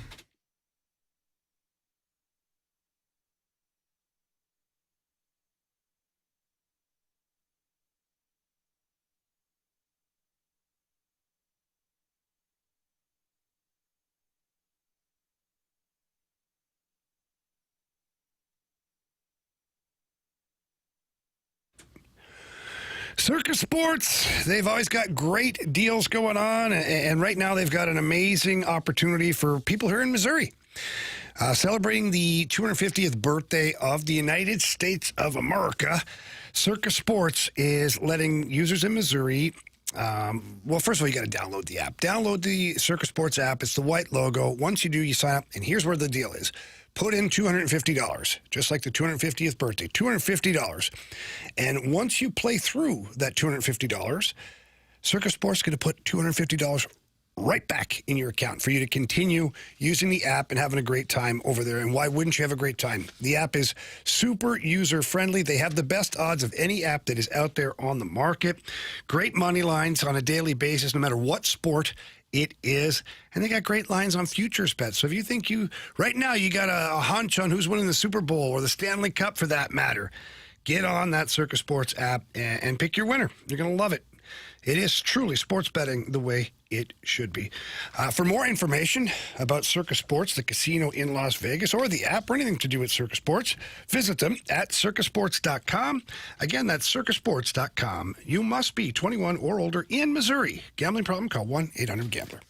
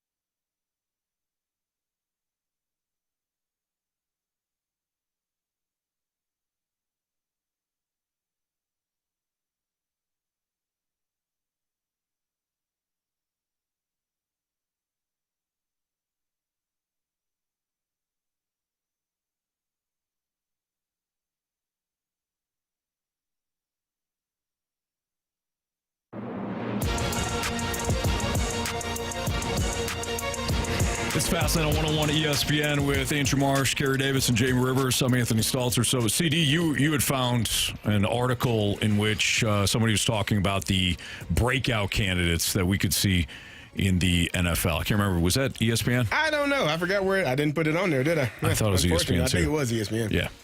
The breakout players for this season, which guys are poised to have one of those seasons. And I wrote down some names, and we can discuss it and see who we think is going to be one of those guys to have one of those breakout years. First one on the list is Luther Burden III, who we know very well from Missouri. University of Missouri, poised to have a breakout season. Yay or nay, Anthony Stalter? I don't think there's any question about it. You got DJ Moore now in Buffalo. We already saw Luther Burden emerge in the second half. Last year for the Bears, his role kept increasing. Yep. We already know how competitive the kid is. We know the kid can fly. I think that Luther Burden is absolutely a breakout candidate. He's got all the right mixes. He's got all the right ingredients. To be a really good player. Yeah, he from his skill set, yes, but I'm just talking about who's the play caller? Well, it's Ben Johnson. Right. So the offense we know is going to be dynamic. Who's the quarterback? Well, it's Caleb Williams who had a breakout year last year. So, like I said, all the pieces are in place here, and I think Luther Burden will absolutely have a breakout season. Yeah, there was reports when Ben Johnson and the Bears selected him. I think he got a call from Jameson Williams said you're going to love him because they played together in high school. They know one another. Luther Burden III, now that DJ Moore is no longer there, I do think he could potentially become their number one receiver. I love what Rome Odunze did last year, but I think Luther brings something like some more dynamic ability to what the Bears have. And when they drafted him, we're like, man, they got a lot of mouths to feed on that team, man. How the hell they gonna get the ball to him? Well, they're gonna get rid of one of the guys, and now he's one of the guys. As an aside, CD, it was just another reminder that when it comes to the NFL draft, a lot of these teams aren't necessarily filling needs right then and there. Right. Yes, a lot are, but other teams are looking a year in advance. Correct. Say we're not going to have this player if we love Luther Bird in the second tier in the second round. Why don't we go ahead and take him now? Because we know that DJ Moore. Did I say the second? I'm sorry, Luther Bird in the third. Mm-hmm. We know he could be available. He's available now, and DJ Moore we can look to move in the offseason. Yes. So. Yeah, they got one eye in the future. It's on The Athletic, too. I finally found the article. So the next person on that list is Quinshon Judkins, who I absolutely love. I told you, man, the Browns, he's the Browns running back drafted last year. Mm-hmm. I've loved what the Browns have done for 2 years straight, and that, for me to say that, it probably speaks volumes about what the Browns have done over the last couple of years during the draft, the players that they've drafted and brought into their organization. I think last year they hit on every single one of their draft picks because they all played a lot. Defensive rookie of the year. You had Quinshon Judkins, who played outstanding. Harold Fannin, who was outstanding as well. Now the starting tight end because they moved on from I can't remember his name. David Njoku, yeah. So they've done a fantastic job. But Quinshon Judkins, I think, was outstanding last year. He's poised to have another breakout season. What are your thoughts about him? I think the talent is there. The only problem that I would ask is, what the quarterback situation is going to sink the entire offense again. Like that would be the problem there. Do they become too one-dimensional, and then Judkins winds up being a talent that never sees his full potential, like Ashton Genty last year in Las Vegas. We know that he has a talent. Judkins has a talent, but if the O-line is constantly being, bullied because there's no passing game, there's no threat of a pass, and obviously that's going to be an issue. Otherwise, the talent's there. I think they have one of the best. They had one of the better offensive lines last year. See what they look like this year. Yeah, I'm excited. As weird as it sounds, if they can figure out that quarterback position, which they've never done in my lifetime, well, in 30 years, I would say they might actually have a chance to do something special. Sure. The next person on the list, who I think we all, when we saw him drafted, we're like, oh, they finally did it. They drafted a first-round receiver. Matthew Golden. Struggled last year. And then in the playoffs, he finally showed up. Yeah. It was almost like the light bulb went off for him. Can he carry that playoff success from one game, but can he carry that over into this season? When you were in Atlanta, you had talked about this before. Roddy White, his rookie year was just a disaster. Like there was no confidence there. He's dropping big passes. He couldn't carve out a role. And then Bobby Petrino took over, and one of the only things that Bobby Petrino did well was he told Roddy White he was going to be the number one wide receiver. He was going to be the guy. And White's confidence grew, and he wound up being one of the better Falcons wide receivers of all time. I don't think that's necessarily the path for Matthew Golden, but I wouldn't just discount a wide receiver after a bad rookie year. They've got a lot of options there in Christian Watson. They allowed Romeo Doubs to walk, so clearly there's going to be a role for Matthew Golden. I think that he could have a breakout season. I don't know. Breakout seems like a lot. I think it is. No, I think it can be. Like, he had 29 catches for 361 yards all season long, 0 touchdowns. He had 4 catches for 84 yards, I believe, in that playoff game, and scored his first touchdown of his NFL career in the playoffs. He finally, I don't know what it was. I don't know what took place. I don't know if they were, the matchup versus the Bears allowed him to have that success, but he didn't have the success against the Bears when they played him twice during the regular season. Yeah. So whatever caused him to have that light bulb moment, I think Matthew Golden probably can be one of those receivers that really clicks for him this year. Jordan Love is an outstanding quarterback, did a fantastic job. They're getting their tight end back who dealt with a knee injury last year, who missed a majority of the season. I don't know why I can't remember his name. Which one? The tight end. For the Packers. What the hell is his name? Robert Tonyan. Tucker Kraft. Tucker Kraft. There you go. Tonyan. It's been a while. It's been a while. Man. And then all I saw was the uniform. Yeah. So, and then the last one I have here, former Heisman Trophy winner who missed a large portion of the season. Team did a fantastic job, though. Travis Hunter. You think he's going to have that breakout season? What role is he going to have? I don't know, Anthony. I'm asking you. that no. Really? I think that's the issue there. Figuring out where he fits best. Look, Travis Hunter is a way better player than the player I'm going to bring up, but it is a player that just one of the more recent examples of, man, this guy can do it all. This guy's got position versatility. Okay, what position does he play? We don't know. Yeah. Do you remember Isaiah Simmons out of Clemson? Yeah, linebacker, DN, safety. Do it all, Jamie. Wherever you want to put him, and then you can't find anywhere to put him. With Cardinals took him, I think, 8th. I think they took him number 8, and he made zero impact. I'm not saying that's going to be Travis Hunter, but you feel like he could do it all. He could do wide receiver, do running. He could be a cornerback.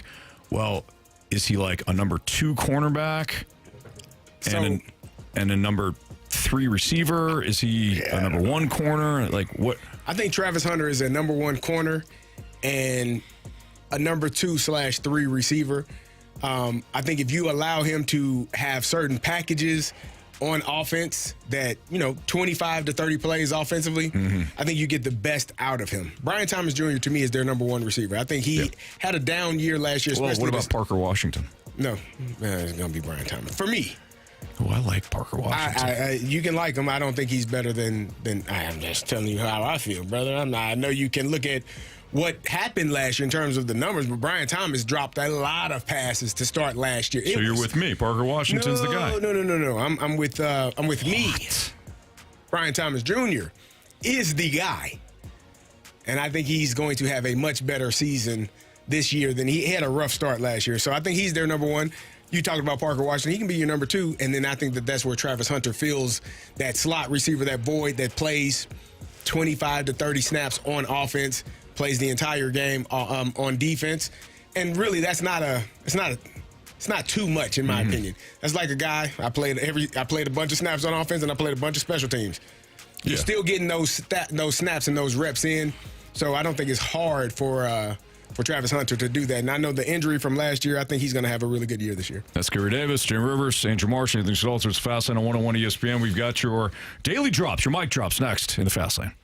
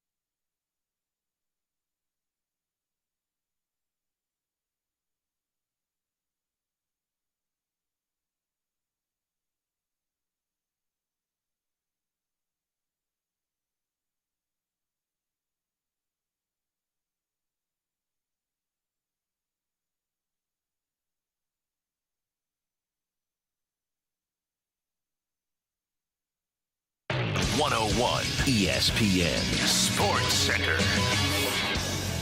I'm Andrew Marsh. It's time for a Sports Center update brought to you by Universal Windows Direct. If you have missed anything from today's show, make sure you go to 101ESPN.com or check out the free Dobbs Tire and Auto Center's 101 ESPN mobile app. Just head to the podcast page and you'll find all of our interviews, including the one that we had today with Voice of the Blues, Chris Kerber. You'll also find all of our shows there, and it's all brought to you by the Schaefer Door Company. The Blues released their full schedule today. The Cardinals also released their schedule for the 2027 season. We'll cross our fingers, hoping that they actually play. The Cardinals, speaking of those Cardinals, they'll be back in action tomorrow, taking on the Arizona Diamondbacks, 8:40 first pitch. We have the Daily Drop coming up next. I'm Andrew Marsh, and this Sports Center update is brought to you by Universal Windows Direct. You'll be saying, I love my windows.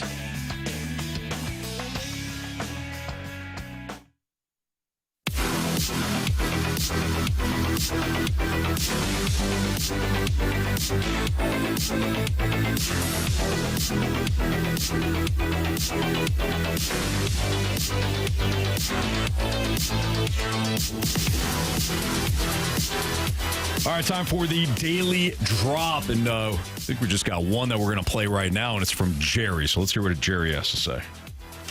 Hey, guys. How's it going? So I know you guys all have your bread and butter sports, Carey with football, Jamie hockey, Anthony, beach volleyball. Yeah, no doubt.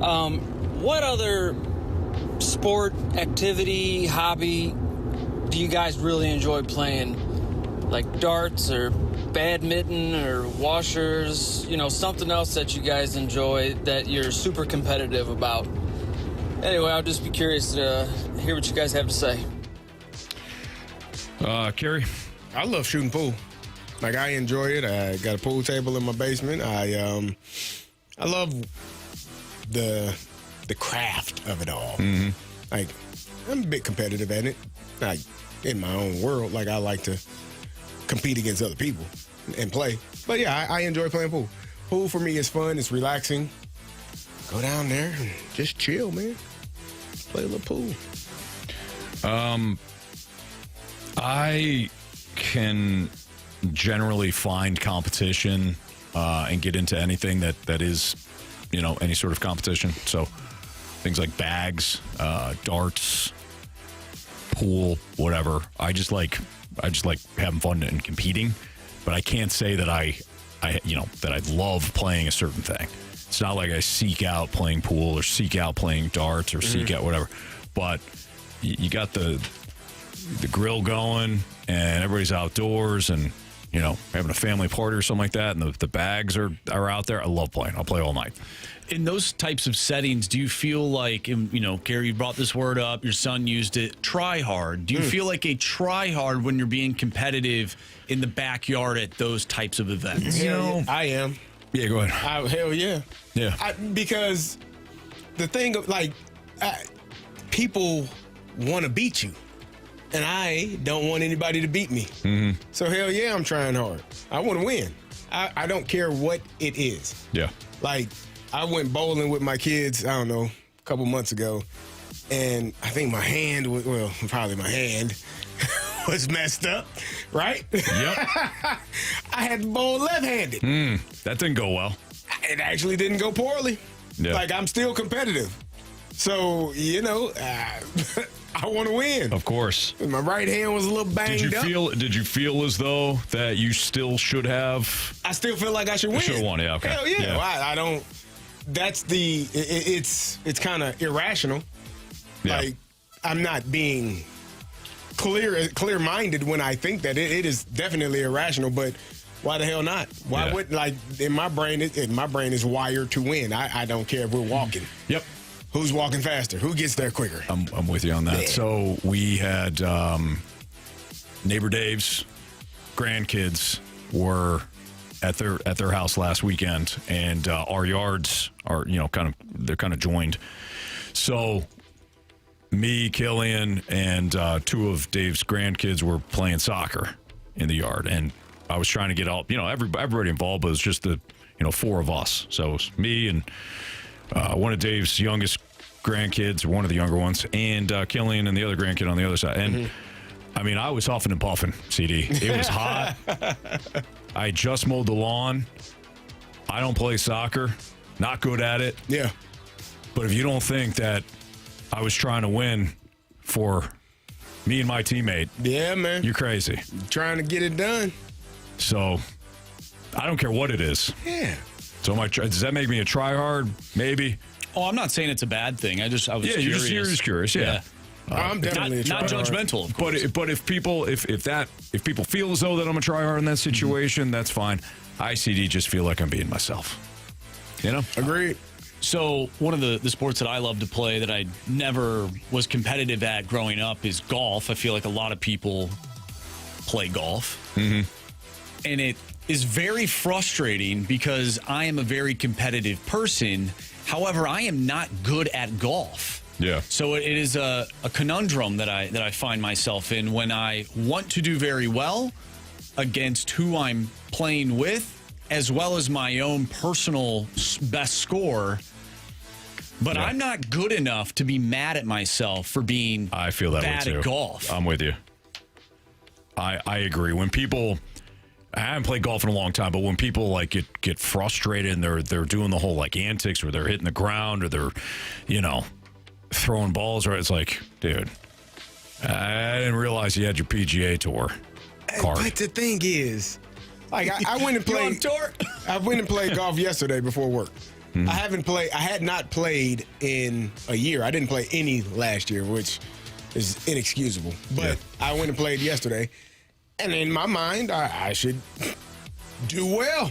Yeah. And because the thing about golf is like everything else that we say, like it's the consistency. It's being able to repeat the success that you're having over and over and over again. And those that can are the people that are playing on TV. Those that can't are the guys that shoot like I shoot. You know what I mean? You can't have that repeated success, because I'll hit a shot and I'm like, ooh, that was beautiful. Next time, same shot. I don't know where my ball went. So it is very frustrating, because you know you can do it. You just can't do it consistently, which that leads me to believe that's what brings among the frustration for me. Yeah. So, yeah. I know you guys give me, I don't want to call it crap by any means, but you, whatever you want to call it, I like to play video games, but that is my way of... I don't care that you play video games. Nah, I know, but, I'd love to play video games. That's how I get my competitive juices flowing. Outside of playing like men's league hockey or softball, but that is a way of staying competitive. A lot of people like playing just video games where they're just playing like story mode games, and you're mostly going up against like a CPU. I can't do that. I legit cannot do that. I have to be playing against somebody, a human being on the other side, so I can be better than them. Wow. Okay. But that's a part of it, though. Like, the older you get, and I'm sure you guys know with kids, you don't have the same amount of time to go out there and try and express that. You do it on a coaching basis, Right. but you don't have control of that. Nope. You don't have any control. You do the best you can. Try to help the kids out. Try to develop them. Try to put them in the best spots to succeed. But no, you're right. Can't do anything about it. In fact, you wind up, CD, you can relate to this. You wind up blaming yourself when you don't win. Yeah. I should have done this. I should have done that. I could have done this. Why didn't I do this? Blah, blah, blah. But no, you're right, Marsh. You're just not. That's why if there's something like bags or whatever, I'll get my competitive juices flowing there. It's honestly one of the hardest parts about being a parent, quite frankly. Like, you don't have those opportunities as much. Do you think that's why a lot of parents involve themselves in their kids' youth sports, and they're so passionate? They're living through. Passionate? Sure. Like, we've had those conversations. I wonder if that is one of the factors. I always told myself I'm never gonna live through my kids, right? Like, they get to be themselves, right? Like, I'm not gonna live through my kids, especially when it comes to sports and whatever. There is a fine line, though, because I know what I didn't do or couldn't do. Right. I'll say what didn't do when I was growing up. Yeah. And how I wish somebody would have said, hey, here's how you become a better hitter. Hey, here's how you. And I don't know if I would have been receptive to that because you're a kid and you like kids don't listen. Yeah. So maybe I wouldn't. But I wish there was somebody that said, I'm going to kind of show you the way and I can, I could have been a better player than what I was. Right. So now I'm doing that with my kids. Am I living through them?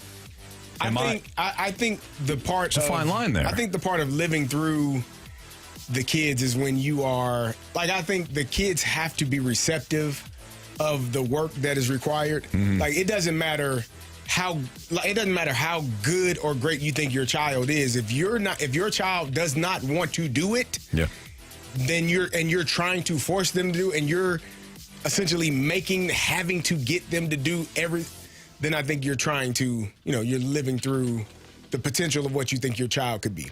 Yeah. But when that child is receptive and is willing and really wants to put forth the effort, then I think you're just kind of assisting your child to be exactly what they said they want to be. That's the conversation. I have that conversation. My son and I worked out. We've been working out pretty much 4 or 5 days a week for the last 5 weeks. And the mornings that we go work out, sometimes some days we go in the afternoon to the weight room, and then some mornings we go to the track or to the field.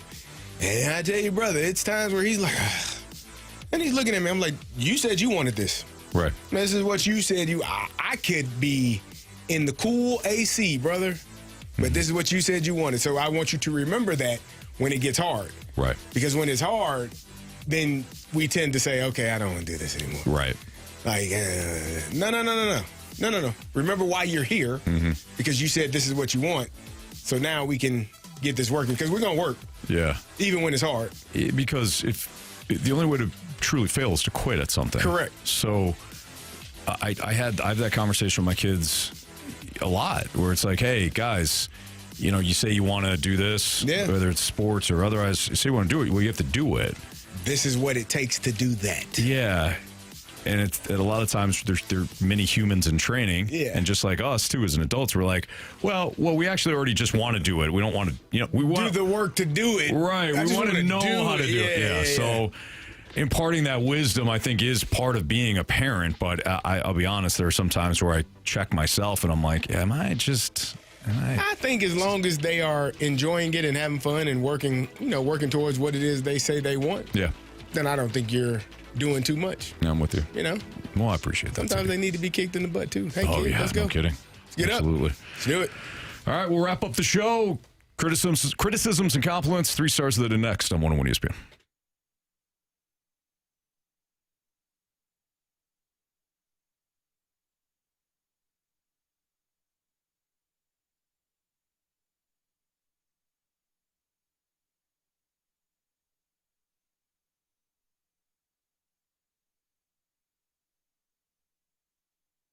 Anthony, you were just talking about the weekend, hanging out with the kids, playing a little soccer, having the energy to run around with those young people, because they have a limitless energy. They don't stop. Yeah, but as a man, as an adult, we get tired. Yep. We run low on energy at times, and we're not able to play those games like we were when we were younger. But now, you and I, we found the secret sauce. We found some magic. We've had some help with mentality. They've done a fantastic job of getting us that energy and getting us to feel like we did when we were young men. Yeah, if you're low on testosterone, or if you feel the symptoms, maybe we should talk about that. Low on energy, mood swings. That was another thing. It was like, I found myself was like, I was all over the place, right? I was getting angry for no reason. Sleep wasn't there. These could be symptoms of low testosterone. So when I went into mentality and they sat down, they asked me some very simple questions. I answered them, took the blood panel, or they drew my blood, did the blood panel, and I was low on testosterone. I was low on testosterone, low on vitamin D, and a couple of things that, they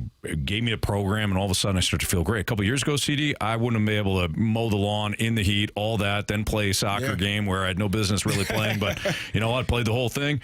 I was younger back then, obviously, so I loved what mentality has done. Yeah, they have 2 great locations, one in Chesterfield, Nashville, one in South County.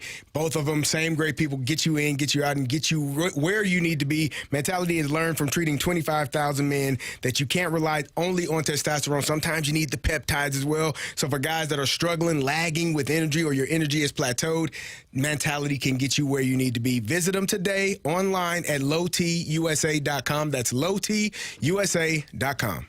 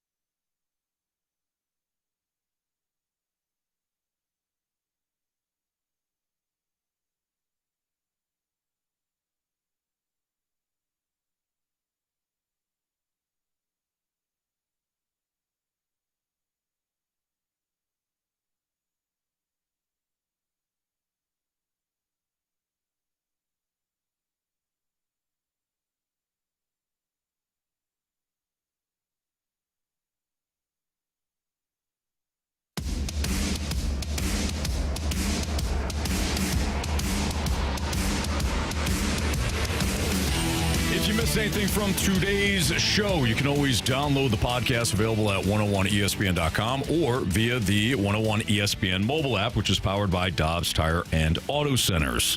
All the podcasts brought to you by Schaefer Door Company. All right, Marsh, hit us with those criticisms and compliments. Criticisms and compliments. Presented by Bet365. With Bet365 early payout, you win even if they lose. Get paid out instantly when your team goes up big, even if they blow the lead later. Bet365. Winning is everything. Well, per usual, we will start with Curb Stomp. Today's show as a whole, Patrick H. has been a fat A banger. Yeah. Though I feel bad for Stoltz that email is the gift that keeps on giving. Hashtag shout out to the Snake Pits. Hey, nothing to feel bad about. I'm glad that we have it, and we can share it every so often. From the 314, as always, a great show. Love you guys. Have a great night. Well, thank you. You as well. Appreciate all the compliments. The Waterboy, congrats, gentlemen. You made it. Back to the lineup game tomorrow. Back to beat the streak. Back to the Cardinals entrance survey. Another All-Star break is over. How do we feel? Whoa. Well done.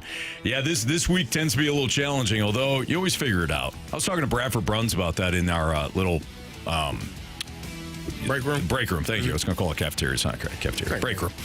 And I'd ask, we're all embattled around here, right? In sports radio when it comes to the All-Star week. And I looked at him, I was like, man, how's your week going? He's like, it hasn't been as bad as thought it was going to be. And then I'm like, what's funny? The longer I've done this, you really do you figure it out. Yeah. You find something. Yeah. Jordan Walker winning the home run derby helped us. Yep. That gave us a day. Sure. All-Star game, kind of a dud.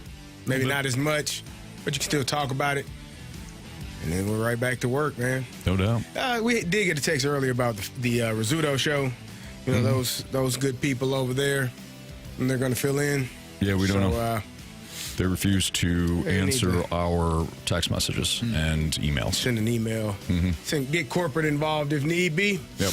I want to have to do it. I like Learn. She's awesome. Well, she's culpable. She's part of it, though. Yep. Yeah. They refuse to call. Moon is my guy. And all of them, Rafe is, Riz. Yeah, Oh, they're all great. All of them awesome. Unless you need them to fill in for a show. And Yeah, that's where pay we off kind a of draw loss. the line, man. Yep.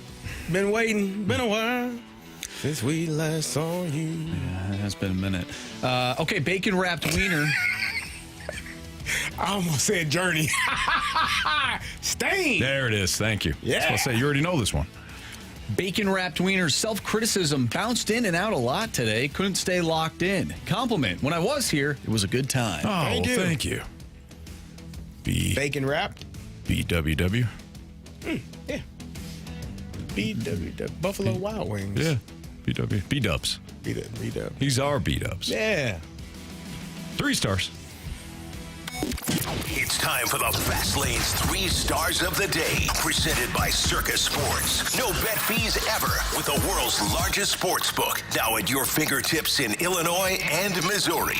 All right, our 3rd star of the day goes out to Gershie. Being compared to one of the best NHL players to walk around in Detroit. Yeah, both got promotions. Walk on the planet Earth. Mm-hmm. Stevie Y. Yeah. Gershie. There you go. Same sentence. One in the same. I mean, hey. You Makes do what you sense, gotta doesn't do, it? man. Yeah. Our 2nd star of the day goes out to math. Yeah. It's math is a lot of math challenging. Math is challenging. Difficult at times. At times. Sometimes those numbers get to They get going, jumbled up. Like a bunch of numbers over my head. I'm like, Right. "Oh, that feels over. There's a couple times I was doing it, I'm like, I don't know where I'm at right now. I don't know what I'm actually trying to solve for. Is it X? Am I dividing? Good fun, man. It's algebra.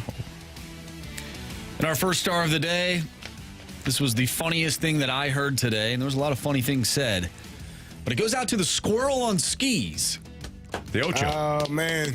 Yeah. The Ocho. Yeah. What Yeah.